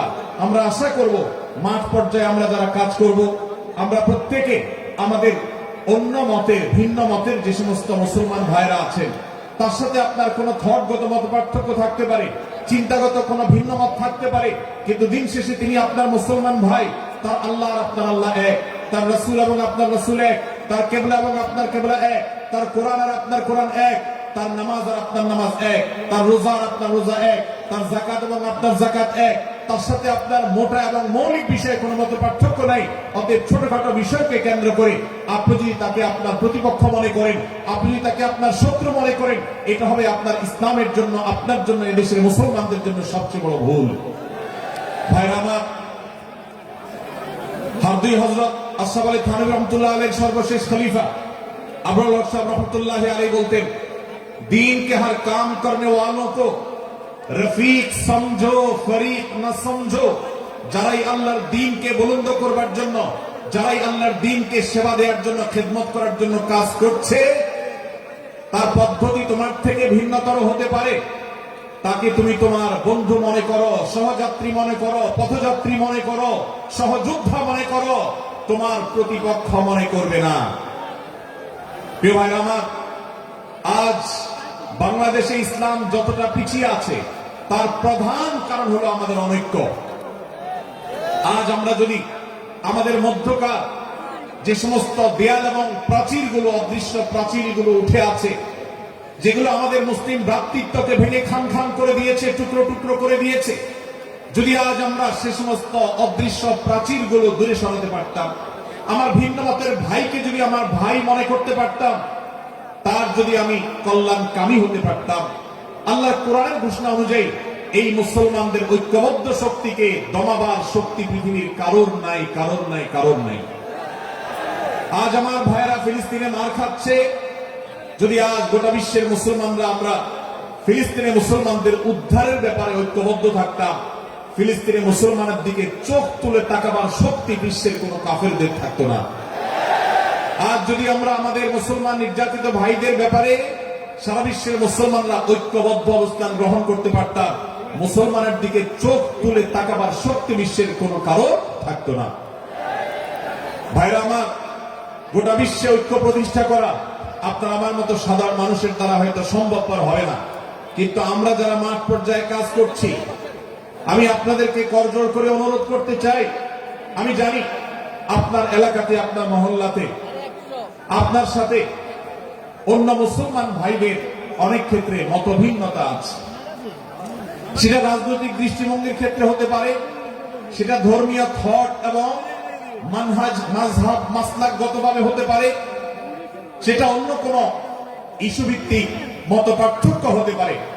আল্লাহর জন্য, আল্লাহর ওয়াস্তে, আল্লাহর ওই আয়াতকে মেনে আমল করার চেষ্টা করি আমরা। আল্লাহ বলেছেন, ওয়া'তাসিমু বিহাবলিল্লাহি জামিআন ওয়া লা তাফাররাকু, তোমরা আল্লাহর রশিকে সবাই ঐক্যবদ্ধভাবে আঁকড়ে করে ধরো, ঐক্যবদ্ধভাবে আল্লাহর রশিকে আঁকড়ে ধরো, তোমরা পরস্পর বিচ্ছিন্ন হয়ে যেও না।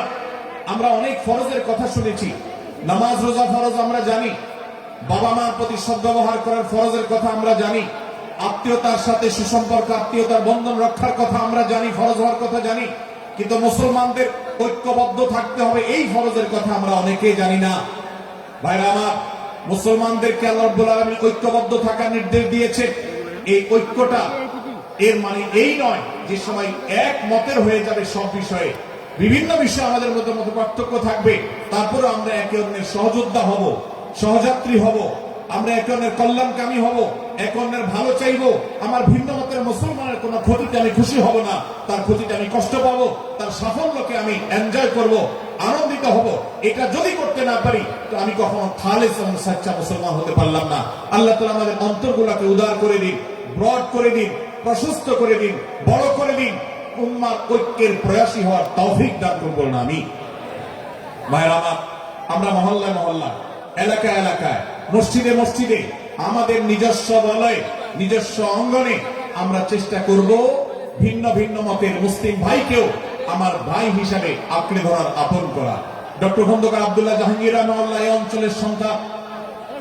তিনি বলতেন, বেদাতে লিপ্ত কোন মুসলমান, তার ব্যাপারে আমি মনে করি আমার ভাই ভুলের মধ্যে আছে, তার ব্যাপারে আমার মায়া মমতা কাজ করে, আমি তার কল্যাণকামী, তাকে আমার ভাই মনে করি। ঠিক একইভাবে আমার কোন মুসলমান ভাইয়ের সাথে যদি আমার ভিন্ন মতের কারণে আমার মনে হয় যে তিনি ভুল পথে আছেন, তারপর তাকে আমি শত্রু ভাববো না, তার অকল্যাণ আমি চাইবো না।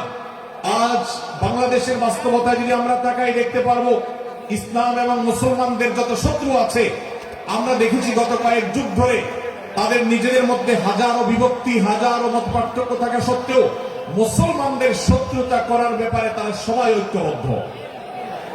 অথচ আমরা মুসলমানরা আমাদের আল্লাহ, আমাদের রাসূল, আমাদের কোরআন, আমাদের কিবলা, আমাদের সবকিছু এক হওয়া সত্ত্বেও ছোটখাটো বিষয়কে নিয়ে আমরা আমাদের মধ্যকার বিভেদের প্রাচীরগুলোকে দাঁড় করিয়ে রেখেছি, যার কারণে আমরা গোটা বিশ্বে যেমন মার খাচ্ছি, আমাদের এই প্রিয় মাতৃভূমিতেও আমরা সংখ্যায় সবচেয়ে বেশি হয়েও আমরা কালচারালি মাইনরিটি হয়ে আছি, সংস্কৃতিতে আমরা সংখ্যালঘু হয়ে আছি।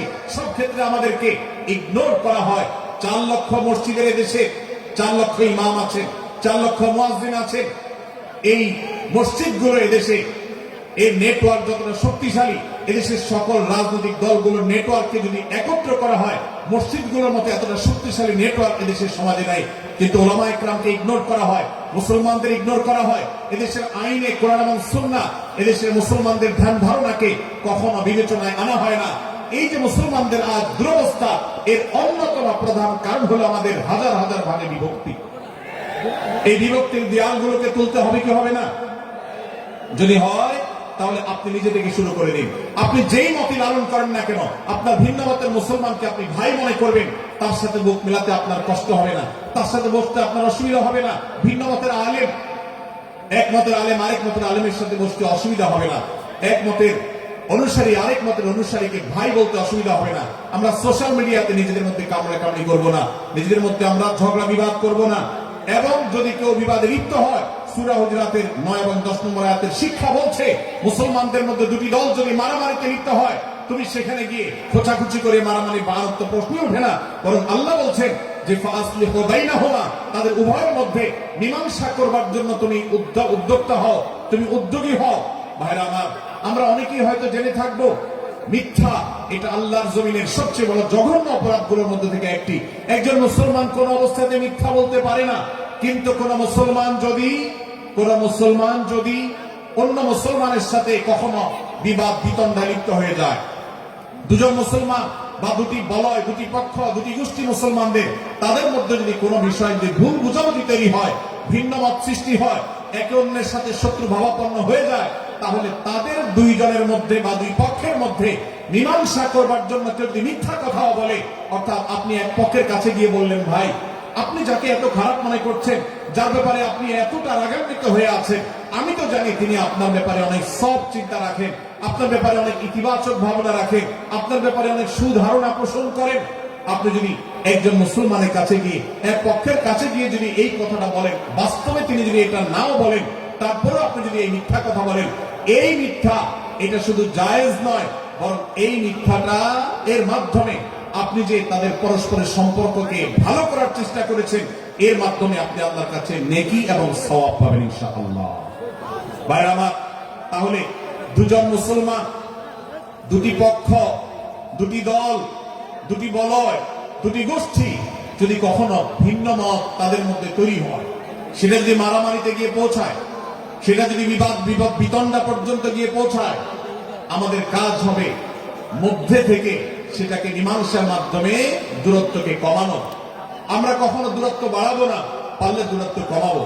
ডক্টর খন্দকার আব্দুল জাহাঙ্গীর রহমতুল্লাহ একটা কথা বলতেন, মুসলমানদের বাড়িতে যে আগুন লেগেছে, বিভেদের আগুন, মতবিরোধের আগুন, মত পার্থক্য, এটা মতবিরোধে যে পৌঁছে গেছে, এ আগুন তিনি বলতেন আমি নিভাবার মতো শক্তি আমার নাই, এত পাওয়ার নাই যে বহুদা বিভক্ত মুসলমানদেরকে আমি ঐক্যবদ্ধ করে ফেলবো, এত শক্তি আমার হাতে নেই। কিন্তু একটা শক্তি আমার কাছে আছে ভাই, সেটা হলো যে বিবাদমান মুসলমানদের মধ্যে বিবাদ যেন আর না বাড়ে, বিবাদের যে আগুন লেগেছে সে আগুনে যেন আর ঘি ঢালা না হয়, কেরোসিন ঢালা না হয়, সেজন্য আমি ভূমিকা রাখতে পারি।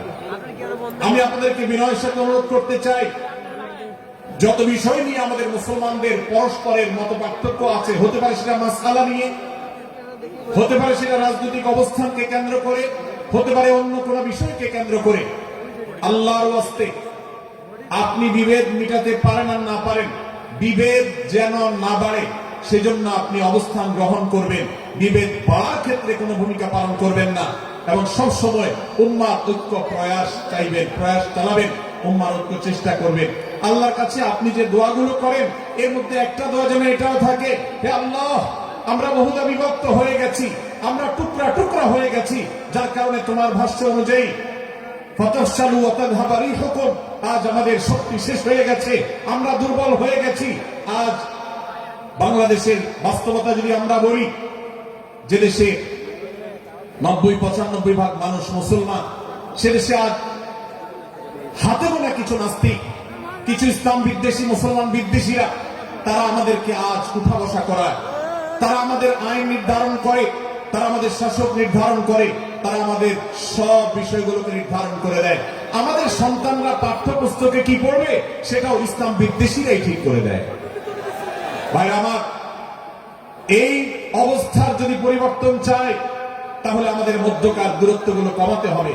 এই জন্য আপনার দোয়ার মধ্যে আল্লাহর কাছে নিবেদন করুন, আল্লাহ আপনি আমাদের মধ্যকার বিভেদগুলো কমিয়ে দিন, আল্লাহ আমাদের ওলামাদেরকে ঐক্যবদ্ধ করে দিন, আল্লাহ আমাদেরকে ইত্তেহাদ মাল ইখতিলাফ, বৈচিত্র্যময় ঐক্য, মতভিন্ন থাকা সত্ত্বেও মৌলিক বিষয় ঐক্যবদ্ধ হওয়ার তৌফিক দান করুন।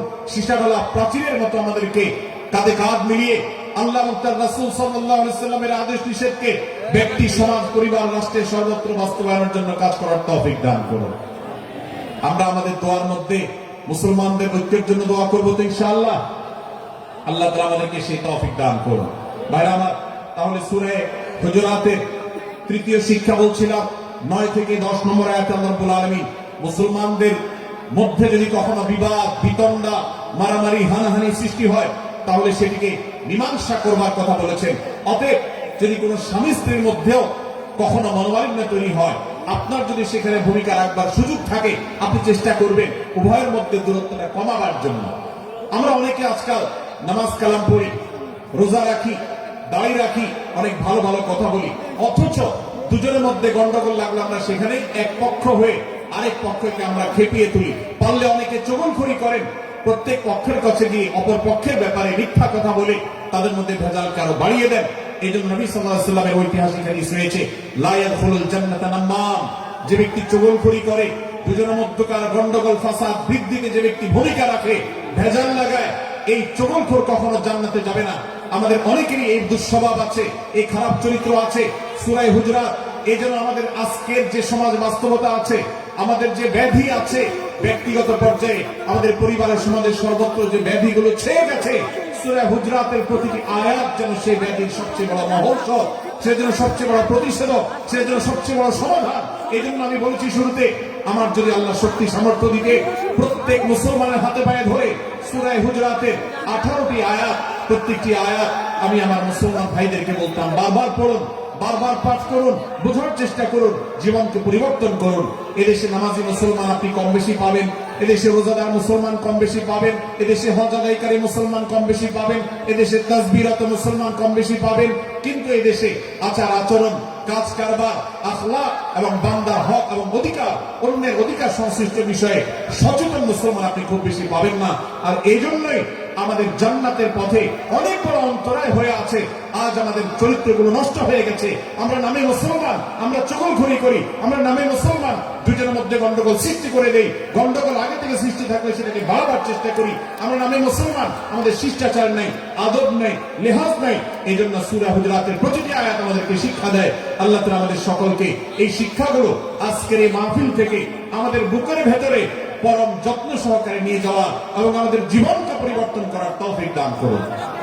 ভাইরা আমার, তৃতীয় এই শিক্ষাটি শেষ করে আমি বলতে চাচ্ছি, চতুর্থ আয়াতে আল্লাহ রাব্বুল আলামিন আমাদেরকে বলেছেন আমরা যেন কেউ কাউকে নিয়ে বিদ্রূপ না করি, ব্যঙ্গ না করি, কেউ কাউকে যেন বাজে নামে না ডাকি, কেউ যেন কাউকে খোঁচাখুচি না করি, কেউ যেন কারোর নাম বিকৃত করে তাকে না ডাকি। ভাইরা আমার, এই আয়াতটা আমি শুরুতে তেলাওয়াত করেছি। আল্লাহ বলেছেন ইয়া আইয়ুহাল্লাযীনা আমানু লা ইয়াসখার কওমুম মিন কওমিন আসা আন ইয়াকুনু খায়রাম মিনহুম। হে ঈমানদারেরা, হে মুসলমানেরা, তোমাদের কেউ যেন অন্য কারোর নাম ধরে অন্য কাউকে ব্যঙ্গ, বিদ্রূপ, ঠাট্টা না করে। আমরা একে অন্যকে নিয়ে ঠাট্টা করি কি করি না? বিদ্রূপ করার রোগ আমাদের মধ্যে আছে না নাই? ভাইরা আমার, জাগতিক বিষয় তো আছেই, এমনকি দুর্ভাগ্যজনক বাস্তবতা হলো ধর্মের নামে, ইসলামের নামে একদল মুসলমান অপর দল মুসলমানকে নিয়ে হাসি, ব্যঙ্গ, বিদ্রূপ, রাসারাসি এবং নাম বিকৃত করা এবং খোঁচাখুচি করা, এই কাজগুলো আমাদের মধ্যে আছে না নাই? আমরা যারা ইসলামের খেদমত মনে করে আমার ভিন্ন মতের, ভিন্ন দলের মুসলমানকে খোঁচাখুচি করি, আমরা যারা আল্লাহর খেদমত মনে করে, ইসলামের সেবা মনে করে, দাওয়াতের কাজ মনে করে, ইসলাম প্রচার মনে করে ভিন্ন মতের অন্য দলের মুসলমানকে নিয়ে ব্যঙ্গ, বিদ্রূপ আর হাসাহাসি করি, তাদেরকে সোশ্যাল মিডিয়াতে, অনলাইনে, অফলাইনে তুচ্ছ-তাচ্ছিল্য করি, আল্লাহর শপথ করে বলছি এটা ইসলামের সেবা নয়, এটা হলো প্রবৃত্তির পূজা, এটা হলো আপনার নফসের পূজা, এটা হলো আপনার প্রবৃত্তির গোলামি করা, এটা আল্লাহর গোলামি নয়, এটা ইসলামের খেদমত নয়, এটা ইসলামের 12টা বাজানো। ভাইরা আমার, কোন অবস্থাতে একজন মুসলমান অন্য মুসলমানকে নিয়ে ব্যঙ্গ, বিদ্রূপ করতে পারে না। আমার মুসলমান ভাই যদি কোনো ভুল কথা বলে, ভুল কাজ করে, আমি যথাযথ নিয়মে তাকে সংশোধনের চেষ্টা করব, সমালোচনা করার দরকার হলে সেটাও করব, কিন্তু হাসাহাসি নয়, বিদ্রূপ নয়, ব্যঙ্গ করা নয়। আজ আমাদের তরুণদের মধ্যে এটা একটা আর্টে পরিণত হয়েছে। আপনারা রোস্টিং ভিডিওর কথা কম বেশি সবাই জেনে থাকবে। রোস্টিং ভিডিওর কথা আপনারা জানেন কি জানেন না? ভাইরা আমার, রোস্টিং ভিডিও নামটা দেখেন, অর্থাৎ কাউকে রোস্ট করা। আমরা মুরগি রোস্ট করার কথা জানি, এখন মানুষ রোস্ট করার সিস্টেম শুরু হয়েছে। একজন মানুষের কোন ভুল কিছু পেয়েছেন, অবশ্যই আপনি সমালোচনা করবেন। আপনি একজন মুসলমান হিসেবে জানতে হবে কারণ ভুলের সমালোচনার মূলনীতি আছে। মূলনীতি আছে না নেই? কোরআন এবং সুন্নাহর বাতানো যে প্রিন্সিপাল, সেটাকে লক্ষ্য করে, সেটাকে আমলে নিয়ে, সেটাকে ধরে ধরে যদি আপনি সমালোচনা না করেন, তাহলে আপনার এই সমালোচনা এটাই আপনাকে জাহান্নামে নেওয়ার কারণ হতে পারে। ভাই আমার, আপনি কাউকে রোস্ট করার নামে, কাউকে সমালোচনা করার নামে, হতে পারে কেউ ভুল করেছেন, কিন্তু সেটা করতে গিয়ে যদি তার অধিকার নষ্ট করেন, আপনি সীমা ছাড়িয়ে চলে যান, আপনি যদি ব্যঙ্গ, বিদ্রূপ করে হারামের পর্যায়ে চলে যান, তাহলে সূরা হুজরাতের আয়াতের আলোকে আপনি কবিরা গুনাহে লিপ্ত হলেন। আমরা অনেকেই আছি যে ব্যক্তিগত পর্যায়ে এই বিদ্রূপ করাটাকে আমরা কোনো বিষয় মনে করছি। সোশ্যাল মিডিয়াতে অনেকগুলো ভিডিও ক্লিপ আছে, আপনাদের চোখে নিশ্চয়ই পড়েছে, আমার চোখে বহু পড়েছে, যে অনেক সময় দেখা যায় বিনোদনের নামে কাউকে খোঁচাখুচি করা, কাউকে অপমান করা, কাউকে হয়তো ধাক্কা দিয়ে পানিতে ফেলে দেয়া, কাউকে কষ্ট দেয়া, কাউকে হয়তো প্রতারিত করা, এটাকে আমরা এনজয় করি। অনেক ভিডিও ক্লিপে দেখা যায় এভাবে কাউকে কোনোভাবে অপমানিত করে, কাউকে কোনোভাবে ধোঁকা দিয়ে, বোকা বানিয়ে আমরা এনজয় করি, আমরা হাসাহাসি করি। আমাদের রুচি নষ্ট হতে হতে আজ এই পর্যায়ে এসেছে যে এটা আমাদের এনজয়ের বিষয় হয়েছে, এটা আমাদের আনন্দের বিষয় হয়েছে।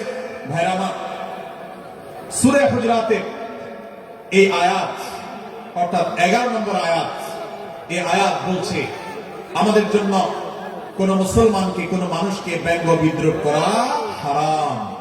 কোন মুসলমানকে ব্যঙ্গ বিদ্রুপ করা কি হারাম। অতএব আপনি রসিকতা করে যদি কারোর সাথে ব্যঙ্গ বিদ্রুপ করেন এবং সেটা যদি তার মনে কষ্ট হওয়ার কারণ হয়, তিনি যদি সমাজের মানসিকতায় হওয়া প্রতিপন্ন হন, তাহলে ইসলামী শরীয়তের দৃষ্টিকোণ থেকে সারা বিশ্বের সমস্ত ওলামাদের ঐক্যমতে সেটা হারাম। আমরা চুরি করা হারাম জানি, আমরা ডাকাতি করা হারাম জানি, আমরা মাদক সেবন করা হারাম জানি, আমরা নামাজ ত্যাগ করা হারাম জানি। এই সমস্ত হারাম থেকে আমরা অনেকেই বেঁচে থাকি, কিন্তু আমি আমার মুসলমান ভাইয়ের চরিত্র হনন করছি শুধুমাত্র সাধারণ জীবনযাত্রার ক্ষেত্রে করছি তা নয়, এমনকি ধর্মের নামে, ইসলাম প্রচারের নামে, দাওয়াতের নামে আমরা আমাদের প্রতিপক্ষ মুসলমান ভাইকে নিয়ে অনেক সময় ব্যঙ্গ বিদ্রুপ করি, হাসাহাসি করি, তাকে ছোট করি, তাচ্ছিল্য করি, হেয় করি, তার সম্মানহানি করি। আমরা জানি না আমাদের প্রিয় নবী সাল্লাল্লাহু আলাইহি ওয়াসাল্লাম এর একটা হাদিস আমাদের সামনে রয়েছে, সহিহ মুসলিমে বর্ণিত হয়েছে। নবী করিম সাল্লাল্লাহু আলাইহি ওয়াসাল্লামের এই হাদিস আজ সবচেয়ে অসহায় হাদিস। অসহায় হাদিস এই জন্য বললাম যে আজকের এই হাদিসের উপরে কেউ আমল করে না, এই হাদিসটাকে কেউ পাত্তা দেয় না, এই হাদিসকে কেউ গুরুত্ব দেয় না, অথচ এই হাদিস প্রত্যেক মুসলমানের বুকে বুকে ঝুলিয়ে রাখা দরকার। এই হাদিস আমাদের ঘরে ঘরে ঝুলানো দরকার, এই হাদিস আমাদের অফিসগুলোতে শোভা পাওয়া দরকার, এই হাদিস আমাদের জীবনে বাস্তবায়ন হওয়া দরকার। নবী করিম সাল্লাল্লাহু আলাইহি ওয়াসাল্লাম সেই হাদিস বর্ণনা করেছেন। আবু হুরায়রা রাদিয়াল্লাহু তাআলা আনহু তিনি বলেছেন, লা তাহাসাদু, লা তাহাসাদু, হে মুসলমানরা, তোমরা কেউ কাউকে কখনো হিংসা করবে না, কেউ কাউকে হিংসা করবে না। আমাদের মধ্যে হিংসা আছে না নাই? হিংসা আছে না নাই? আমরা একে অন্যকে হিংসা করি। একদল মুসলমান অন্য দল মুসলমানকে হিংসা করে, কেউ কারো ভালো দেখতে পারে না। ভাইরা আমার, আল্লাহ নবী বলেছেন, লা তাহাসাদু, তোমরা একে অন্যকে হিংসা করো না। ওয়ালা তানাজাসু, কেনা বেচা করতে গিয়ে কেউ কাউকে ধোঁকা দিও না, প্রতারণা করো না। ওয়ালা তাবাগাদু, তোমরা একে অন্যের সাথে শত্রুতা বিদ্বেষ পোষণ করবে না। ওয়ালা তাদাবারু, তোমাদের কেউ যেন কারোর পেছনে লেগে না থাকে, কাউকে অবজ্ঞা যেন না করে। ওয়ালা ইয়াবি আহাদুকুম আলা বাই'i আখি, এবং তোমাদের কেউ যেন আরেকজনের কেনা বেচার উপরে সেখানে ইন্টারফেয়ার করে সে যেন সেখানে কোন প্রকার ক্ষতিগ্রস্ত কাউকে না করে। ওয়াকুনু ইবাদাল্লাহি ইখওয়ানা, হে মুসলমানরা, তোমরা আল্লাহর বান্দা, ভাই ভাই হয়ে থাকো। তোমাদের মধ্যে মত পার্থক্য থাকুক, দলগত মত পার্থক্য, অবস্থানগত মত পার্থক্য, ধর্মগত মত পার্থক্য, মাযহাব মাসলাকগত মত পার্থক্য থাকুক, কিন্তু তোমরা আল্লাহর বান্দা, ভাই ভাই হয়ে থাকো। এক দলের মুসলমানকে আল্লাহ তাআলা ভাই ভাই হতে বলেন নাই, এক গ্রুপের মুসলমানকে আল্লাহ ভাই ভাই হতে বলেন নাই, এক দলের মুসলমানকে আল্লাহ ভাই ভাই হতে বলেন নাই, নিজ দলের মুসলমানের সাথে আল্লাহ ভাই ভাই থাকতে বলেন নাই।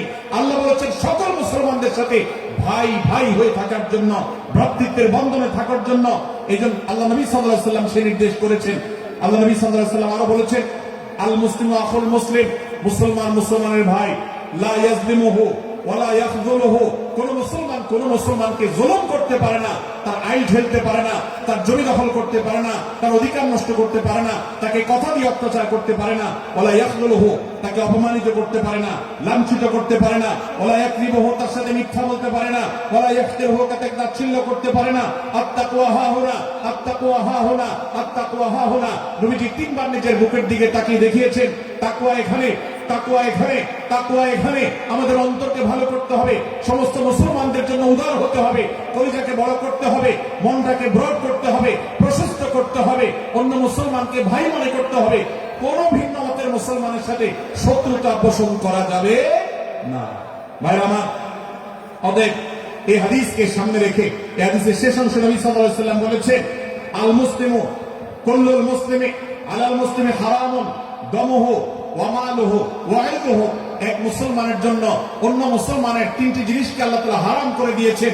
কোন মুসলমানের রক্ত এটা প্রবাহিত করা, কাউকে হত্যা করা যেরকম হারাম, কোন মুসলমানের সম্পদ অন্যায়ভাবে আপনি ভোগ করবেন, দখল করবেন, মেরে দিবেন, এটা হারাম। ঠিক একইভাবে কোন মুসলমানের সম্মান নষ্ট করবেন, ইজ্জত নষ্ট করবেন, সংগ্রাম নষ্ট করবেন, অপমান করবেন, এটাকে আল্লাহ তাআলা হারাম করেছেন। আল্লাহ তাআলা আমাদের সবাইকে অন্য মুসলমানদের ব্যাপারে এরকম দায়িত্বশীল ভূমিকা রাখার তৌফিক দান করুন, বলুন আমিন। ভাইরা আমার, সূরা হুজুরাতের 4 নম্বর আয়াতের শিক্ষাকে ধারণ করে আমরা কারোর প্রতি ব্যঙ্গাত্মক আচরণ করব না। অনেক মুসলমান আছে অন্য মুসলমানদের নাম ধরে ধরে বিদ্রুপ ব্যঙ্গ করেন, নাম বিকৃত করেন। অনেক সময় আমরা রসিকতা করেও আমাদের অনেকের নাম বিকৃত করি। আল্লাহ সুবহানাহু ওয়া তাআলা এটাকে হারাম করেছেন।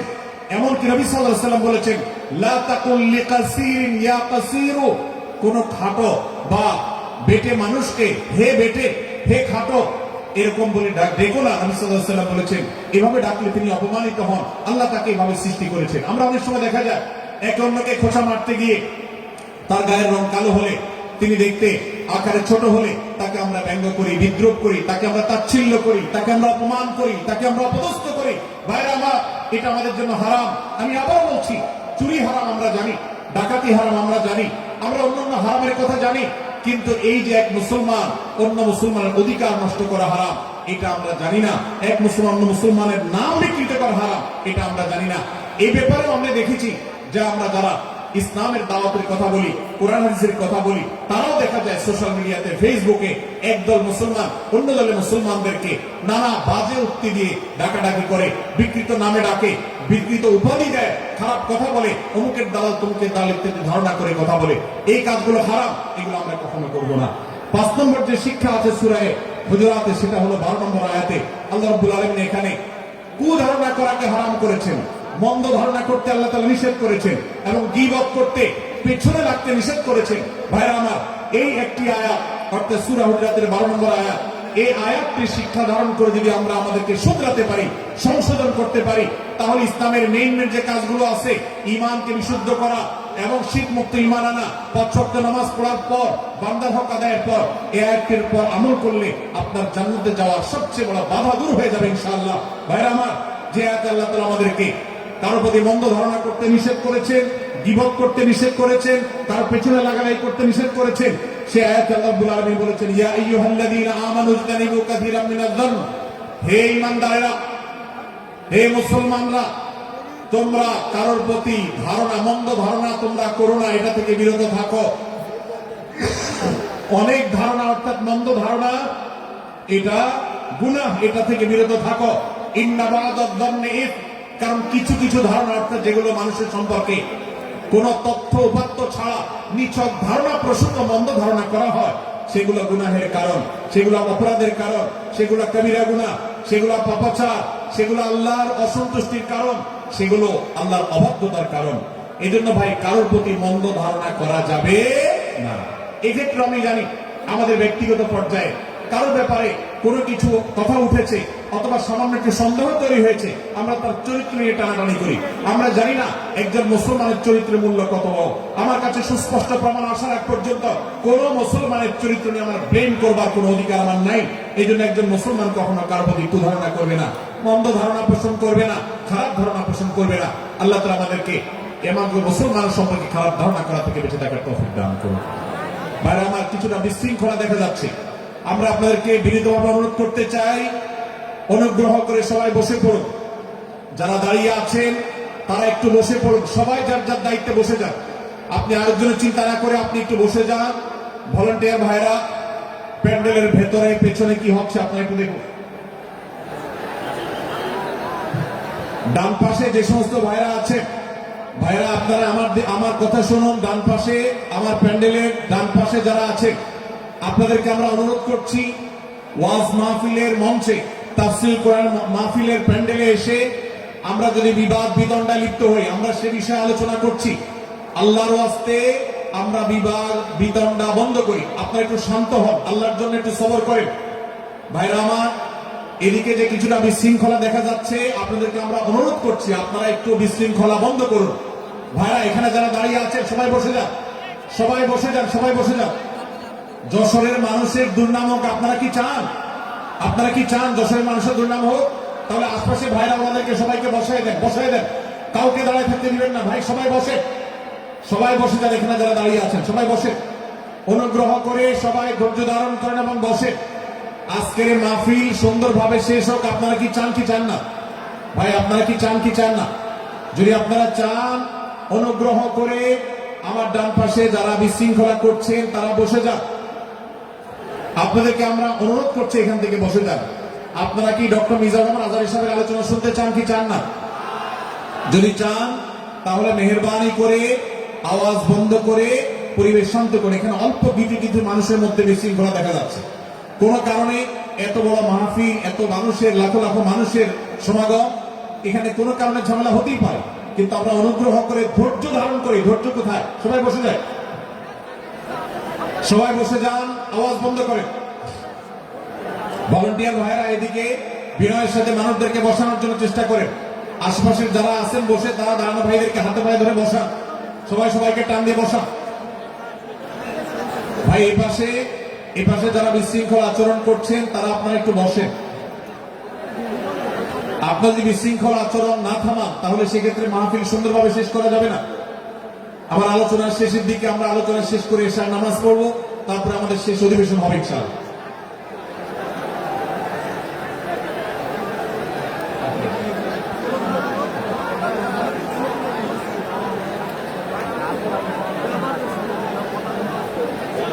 ভাই মেহেরবানি করে আপনারা শান্ত হন। আমাদের আলোচনার পর আজকের আমাদের প্রধান আকর্ষণ এবং প্রধান বক্তা ডক্টর মিজানুর রহমান আজহারী হাফিজাহুল্লাহ তিনি আসবেন, তিনি আলোচনা করবেন। তারপরে আমরা মাঠে ইনশাআল্লাহ সবাই জামাতের সাথে ইশার সালাত আদায় করব। আমি কয়েক মিনিটের মধ্যে আলোচনা শেষ করব, আপনারা মেহেরবানি করে শান্ত হন। জাযাকুমুল্লাহ খাইর। ভাইরা আমার, আমি যে জায়গাটা ছিলাম, সূরা হুজরাতের 12 নম্বর আয়াতে আল্লাহ রাব্বুল আলামিন আমাদেরকে সূরা হুজরাতের পঞ্চম শিক্ষা দিয়েছেন। মুসলমানদের জন্য যা গুরুত্বপূর্ণ তা হলো আমরা কারোর প্রতি মন্দ ধারণা করব না। এই ক্ষেত্রে ডক্টর আব্দুল্লাহ জাহাঙ্গীর রহমানুল্লাহর একটা উক্তি আমার মনে পড়ে। তিনি বলেছেন যে আজ আমাদের যারা ধর্ম চর্চা করি, আমরা যারা নিজেদেরকে প্র্যাকটিসিং মুসলমান মনে করি, আমাদের সবচেয়ে হুজুরদের সবচেয়ে পছন্দের গুনাহ হলো মন্দ ধারণা করা, অন্যের ব্যাপারে খারাপ ধারণা করা। অমুক অমুকের দালাল, তমুক তমুকের দালাল, কোন তথ্য উপাত্ত ভিত্তি প্রমাণ ছাড়া নিছক ধারণার উপর ভিত্তি করে অন্য মুসলমান ভাইকে আমি এরকম নানা তকমা দিয়ে আমরা কবিরা গুনাহে লিপ্ত হচ্ছি। আমরা এই বদ ধারণা করা, মন্দ ধারণা করা যে কবিরা গুনাহ অনেকে জানি না। অনেকের পেছনে লাগছি, অনেকের ওয়াজ শুনছি দোষ বাই করার জন্য, স্ট্যাটাস পড়ছি ভুল বাই করার জন্য। এই যে মানুষের পেছনে লাগা, এটা আল্লাহ তাআলা নিষেধ করেছেন, ওয়ালা তাজাসসু, তোমরা কেউ কারোর ছিদ্র অন্বেষণ করা, দোষ আবিষ্কার করার চেষ্টা করবে না, এবং কেউ কারোর গীবত শিকায়াত করবে না। এই আয়াতে আমাদেরকে কেউ কারোর পেছনে পরনিন্দা করতে নিষেধ করেছে। ইসলাম বলে আমরা মানুষের সামনে মানুষের ভুলের কথাগুলো বলবো বিনয়ের সাথে, যাতে তিনি সংশোধিত হন, আর তার পেছনে প্রশংসা করব। আমরা করি উল্টা, আমরা মানুষের সামনে এসে মানুষের প্রশংসা করি আর তার পেছনে গিয়ে তার দুর্নাম করি। ইসলামকে যদি আমরা মানতাম সমাজটা সুন্দর হয়ে যেত। আমরা যদি সামনে কারোর দোষ বলতাম তাহলে তিনি সংশোধিত হতেন, আর পেছনে যদি গুণ বলতাম তাহলে তিনি ভালো সেখান থেকে শিক্ষা গ্রহণ করতেন। সূরা হুজরাতের 6 নম্বর শিক্ষা 13 নম্বর আয়াতে আল্লাহ তাআলা বলেছেন যে আমাদের সবার গোড়া কোত্থেকে এসেছে, আমাদের গর্বের কোনো বাহ্যিক কারণ নাই তাকওয়া ছাড়া। আল্লাহ বলেছেন ইয়া আইয়ুহান নাস ইন্না খালাকনাকুম মিন যাকারিন ওয়া উনসা, হে মানুষ সকল, তোমাদেরকে আমি মানুষ, নারী এবং পুরুষ, আদম এবং হাওয়া থেকে সৃষ্টি করেছি। ওয়াজআলনাকুম শুউবান ওয়া ক্বাবাইলা লিতাআরাফু, বিভিন্ন গোত্রে তোমাদেরকে আমি বিভক্ত করেছি পরিচয় জানার জন্য, শুধুমাত্র। আর আল্লাহ বলেছেন শেষে ইন্নাল্লাহা আলিমুন খাবীর, তোমরা কি করো আল্লাহ জানে। অতএব আমাদের কারোর পর কারো কোনো শ্রেষ্ঠত্ব নেই তাকওয়া ছাড়া। আল্লাহ বলেছেন ইন্না আকরামাকুম ইনদাল্লাহি আত্তাকুম, আমাদের মধ্যে সবচেয়ে মর্যাদাবান হবে তিনি যার মধ্যে তাকওয়া সবচেয়ে বেশি হবে। আমাদের কোনো বংশগত গৌরব, কোন অঞ্চলগত গৌরব, অন্য কোন গৌরব আমাদের থাকবে না, শুধু তাকওয়ার গৌরব আমাদের থাকতে পারে। সেটাও গর্ব, নিষিদ্ধ গর্ব বা অহংকারের মতো নয়, বরং সেটা আমাদের বিনয়ের জায়গা। সর্বশেষ 7 নম্বর যে শিক্ষা সূরা হুজুরাতে রয়েছে, সেটা 14 থেকে 18 নম্বর আয়াতে আল্লাহ তাআলা ঈমান এবং ইসলামের চিহ্ন উল্লেখ করেছেন। যে 6টা শিক্ষা উল্লেখ করা হয়েছে, এর আলোকে মুসলমানকে, মুনাফিককে সেটা নিরূপণ হবে। এই জন্য আল্লাহ তাআলা শেষে এটি উল্লেখ করেছেন। এই 7টি শিক্ষাকে ধারণ করে আমরা আমাদেরকে ভালো মুসলমান হিসেবে গড়ে তোলার চেষ্টা করব, আমাদের জীবনকে সাজাবার চেষ্টা করব। আল্লাহ তাআলা আমাদের সবাইকে তৌফিক দান করুন। আমি আবার এক নজরে বলে শেষ করছি, সূরা হুজুরাত কোরআনে কারীমের 26তম পারা, একটি সূরা, 49 নম্বর সূরা, কোরআনের 18টি আয়াতের আছে। প্রথম থেকে 5 নম্বর আয়াত পর্যন্ত আল্লাহ রাসূলের সাথে আদব লেহাজ বজায় রাখা, শিষ্টাচার মেনটেন করা এবং সম্মানীয় ব্যক্তিদের সাথে এখান থেকে আমরা শিক্ষা নিয়ে আদব লেহাজ বজায় রাখা, তাদের সামনে আগ বেড়ে কথা না বলা, আগ বেড়ে কাজ না করা, উচ্চকণ্ঠে কথা না বলা, শিক্ষা আল্লাহ দিয়েছেন। দ্বিতীয়ত, আমাদেরকে কোনো সংবাদ, বিশেষ করে অনির্ভরযোগ্য তথ্যের সংবাদ শুনে আমাদেরকে কারোর ব্যাপারে ধারণা করার আগে আল্লাহ তাআলা আমাদেরকে যাচাই করার শিক্ষা দিয়েছেন। আমরা যেন গুজবে আমরা যেন ধারণা প্রসূত কোনো তথ্যে আমরা যেন কান না দেই, সেই শিক্ষা আল্লাহ আমাদেরকে দিয়েছেন। এটি 6 থেকে 8 নম্বর আয়াতে, 9 থেকে 10 নম্বর আয়াতে আল্লাহ তাআলা মুসলমানদের দুই গ্রুপের মধ্যে গন্ডগোল দেখা দিলে মীমাংসা করতে বলেছেন, এবং 4 নম্বর শিক্ষা 11 নম্বর আয়াতে বিদ্রুপ করতে নিষেধ করেছেন আল্লাহ তাআলা, কারণ নাম ধরে ব্যঙ্গ করাকে হারাম করা হয়েছে। এবং 5 নম্বর শিক্ষা 12 নম্বর আয়াতে আল্লাহ তাআলা দিয়েছেন, কারোর প্রতি মন্দ ধারণা করা যাবে না, কারোর পেছনে লাগা যাবে না, এবং কারোর মন্দ নামে কাউকে ডাকা যাবে না, কারোর সমালোচনা তার পেছনে করা যাবে না, এগুলোকে হারাম করা হয়েছে। 6 নম্বর শিক্ষা 13 নম্বর আয়াতে আল্লাহ বলেছেন, আমাদের সবার মধ্যে কারোর কোনো শ্রেষ্ঠত্ব নাই তাকওয়া ছাড়া, যার তাকওয়া যত বেশি, আল্লাহ ভীতি যত বেশি, তিনি আল্লাহর কাছে তত শ্রেষ্ঠ এবং সেরা। 7 নম্বর সর্বশেষ শিক্ষা হলো 14 থেকে 18 নম্বর আয়াতে আল্লাহ রাব্বুল আলামিন ঈমানদারদের আলামত, মুনাফিকদের আলামত উল্লেখ করেছেন। সেখান থেকে শিক্ষা নিয়ে আমরা আমাদের ঈমানকে পরখ করার চেষ্টা করব, আমাদের আমলকে পরখ করার চেষ্টা করব। আল্লাহ তাআলা আমাদেরকে সূরা হুজুরাতের আলোকে আমাদের জীবনকে গঠন করার তৌফিক দান করবেন, আমিন। আল্লাহ তাআলা আমাদের সবাইকে আজকের এই তাফসীর কোরআন মাহফিল থেকে সূরা হুজুরাতের এই 7টি শিক্ষাকে ধারণ করে ভালো মুসলমান, যে মুসলমান সম্পর্কে নবীজি বলেছেন আল মুসলিমু আখুল মুসলিম, মুসলমান মুসলমানের ভাই। যে হাদিসে নবীজি বলেছেন যে আল মুসলিমু মান সালিমাল মুসলিমুনা মিন লিসানি ওয়া ইয়াদি, মুসলমান সে যার হাত আর মুখ দ্বারা অন্য কোন মুসলমান কষ্ট পায় না, নিরাপদে থাকে। আমরা আমাদের সমাজকে শান্তিপূর্ণ সুশৃঙ্খল রাখতে হলে আমাদেরকে মুসলমান হতে হবে, ভালো মানুষ হতে হবে। আমাদের হাত মুখ দ্বারা কেউ কষ্ট পাবে না, কারোর হক নষ্ট করব না, কারোর অধিকার নষ্ট করব না, কারোর কষ্টের কারণ হব না, কাউকে আঘাত করব না, কাউকে গালি দিব না, কারোর কোনো প্রকার অধিকার খর্ব করব না, জুলুম করব না। আল্লাহ তাআলা আমাদের সবাইকে কোরআন এবং হাদিস যে মুসলিমের চিত্র অঙ্কন করেছে, কোরআন এবং হাদিসে মুসলিমের যে রূপরেখা বর্ণনা করেছে, কোরআন এবং হাদিসে যে আদর্শ মুসলমানের চিত্র উপস্থাপন করেছে, আল্লাহ আমাকে, আপনাকে, আমাদের সবাইকে সেই মুসলমান হওয়ার তৌফিক দান করবেন, আমিন। ভাইরা আমার, আমরা মুসলমানরা যদি কোরআন হাদিসের আলোকের সে আদর্শ মুসলমান হতে পারি, বিশ্বের মানচিত্র পরিবর্তন হতে সময় লাগবে না, বাংলাদেশের পরিস্থিতি পরিবর্তন হতে সময় লাগবে না। তবে সবকিছুর আগে আমাদেরকে বদলাতে হবে, আমাদেরকে মুসলমান হতে হবে, কোরআন এবং হাদিসের বাস্তব অনুসারী হতে হবে। প্রকৃত কোরআন হাদিসের অনুসারী হতে পারলে ইনশাআল্লাহ ইসলামের জয় হবে, কোরআন হাদিসের বিজয় হবে, মুসলমানদের বিজয় হবে, মুসলমানদের দুর্দিনের পরিবর্তন আসবে। আমরা বিশ্ববাসীকে দেখাতে পারবো আমরা সবচেয়ে আদর্শবাদী, আমরা বিশ্বের মানবতার সবচেয়ে বড় আমরা অনুসারী এবং মানবতাকে সবচেয়ে বেশি প্রতিষ্ঠাকারী। আল্লাহ তাআলা আমাদের সবাইকে বিশ্ব মানবতাকে, আমাদের ইসলামের সৌন্দর্যকে আমাদের ব্যক্তি জীবনে চর্চা করার মধ্য দিয়ে, পরিবার এবং সমাজে চর্চা করার মধ্য দিয়ে ইসলামের সৌন্দর্যকে আল্লাহ তাআলা তুলে ধরার তৌফিক দান করুন। জাযাকুমুল্লাহু খায়রা ওয়া আখিরু দাওয়ানা আলহামদুলিল্লাহি রাব্বিল আলামিন। ওয়াসসালামু আলাইকুম ওয়া রাহমাতুল্লাহি ওয়া বারাকাতুহু। নারায়ে তাকবীর, লিল্লাহি তাকবীর। আল কোরআনের আলো, সংসদে জালো, বুকের মধ্যে জালো। সংগ্রামী তাওহীদি জনতা, 3 দিন ব্যাপী ঐতিহাসিক তাফসীরুল কোরআন মাহফিলের শেষ দিনের সমাপনী অংশে এই মুহূর্তে আমাদের মাঝে উপস্থিত হবেন বাংলাদেশের আলোচিত আলেমে দ্বীন, আন্তর্জাতিক খ্যাতি সম্পন্ন মুফাসসিরে কোরআন ডক্টর মিজানুর রহমান আজহারী সাহেব। আলোচনা পেশ করলেন মুহতারাম শায়েখ আহমদুল্লাহ হাফিজাহুল্লাহ। ডান দিকে যারা মাহফিলে বিশৃঙ্খলা করছেন, আমরা জানি এই জাতীয় বিশৃঙ্খলা করে মোবাইল চুরি করে এবং মানিব্যাগ চুরি করে। আমার মনে হয় এখানে তারা ঢুকে পড়েছে, তারা অনাকাঙ্ক্ষিত পরিস্থিতি তৈরি করে মোবাইল এবং মানিব্যাগ চুরি করতে চায়। সুতরাং চোর যদি না হন, পরিবেশ ঠিক করে দিবেন। যদি চোর না হন, আমাদের স্বেচ্ছাসেবক প্রশাসনের বাইরে কোনো কথা বলবেন না। যদি সেটা বলেন তাহলে বুঝে নেব আপনি মোবাইল চোর, মানিব্যাগ চোর। এই চোরগুলো করে চোরেরা এই জাতীয় পরিস্থিতি তৈরি করে তার পকেট থেকে মানিব্যাগ এবং ফোন হাতিয়ে নিয়ে লাখ লাখ টাকার বিজনেস করে থাকে। এখানে সেই জাতীয় চোরের উৎপাত ঘটে চায়। দয়া করে কন্ট্রোল করুন। কন্ট্রোল করার জন্য বিনীতভাবে অনুরোধ করছি। আমাদের প্রশাসন, স্বেচ্ছাসেবক, পুলিশ, ডিবি যারা যেভাবে দিক নির্দেশনা দেবেন, প্রতিটা দিক নির্দেশনা ফলো করার জন্য বিনীতভাবে অনুরোধ। এটা আপনাদের কাছে প্রত্যাশা। যদি সেটা করেন, আগামীতে আবার এই প্রোগ্রাম হবে। যদি না করেন তাহলে প্রোগ্রাম হবে ইনডোরে। হ্যালো, সুপ্রিয় হাজির, আমাদের প্রধান আকর্ষণ বাংলাদেশের তাফসিরুল কোরআন মাহফিলের পাঞ্জেরি তরুণ প্রজন্মের নতিজা ডক্টর মিজানুর রহমান আজহারি হাফিজুল্লাহ কিছুক্ষণের মধ্যে উপস্থিত হবেন। তার আগে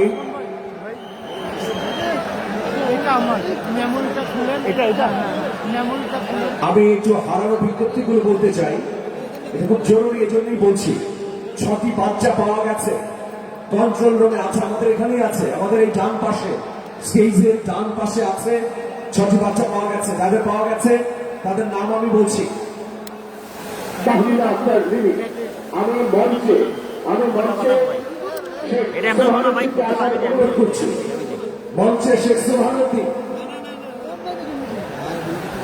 6টি বাচ্চা পাওয়া গেছে। তাহমিনা আক্তার রিমি, তার পিতার নাম তুরা। আবু হুরাইরা পিতা মুদাসসির আলী। সাজিদ সাতক্ষীরা যশোর থেকে এসেছে, বাবা মার কাছ থেকে বিচ্ছিন্ন হয়েছে। এরপর হচ্ছে আব্দুর রহমান, এদেরকে পাওয়া গেছে, আমাদের স্টেজের পাশে আছে। অনুগ্রহ করে বাবা মায়েরা এসে তাদের নিয়ে যাবেন। প্রিয় হাজিরিন, এই মুহূর্তে মোহতারাম মনির ইসলাম মজুমদার, ইসলামী আলোচক এবং মিডিয়া ব্যক্তিত্ব কুমিল্লা, তিনি কিছু দিক নির্দেশনা দেবেন। আমাদের প্রধান আলোচক মোহতারাম ডক্টর মিজানুর রহমান আজহারি হাফিজুল্লাহ উপস্থিত হবার আগে এবার দিক নির্দেশনামূলক বক্তব্য রাখছেন। সংক্ষেপে দিক নির্দেশনা দিচ্ছেন আমাদের পরম শ্রদ্ধেয় আলোচক ডক্টর মিজানুর রহমান আজহারি হুজুরের মামা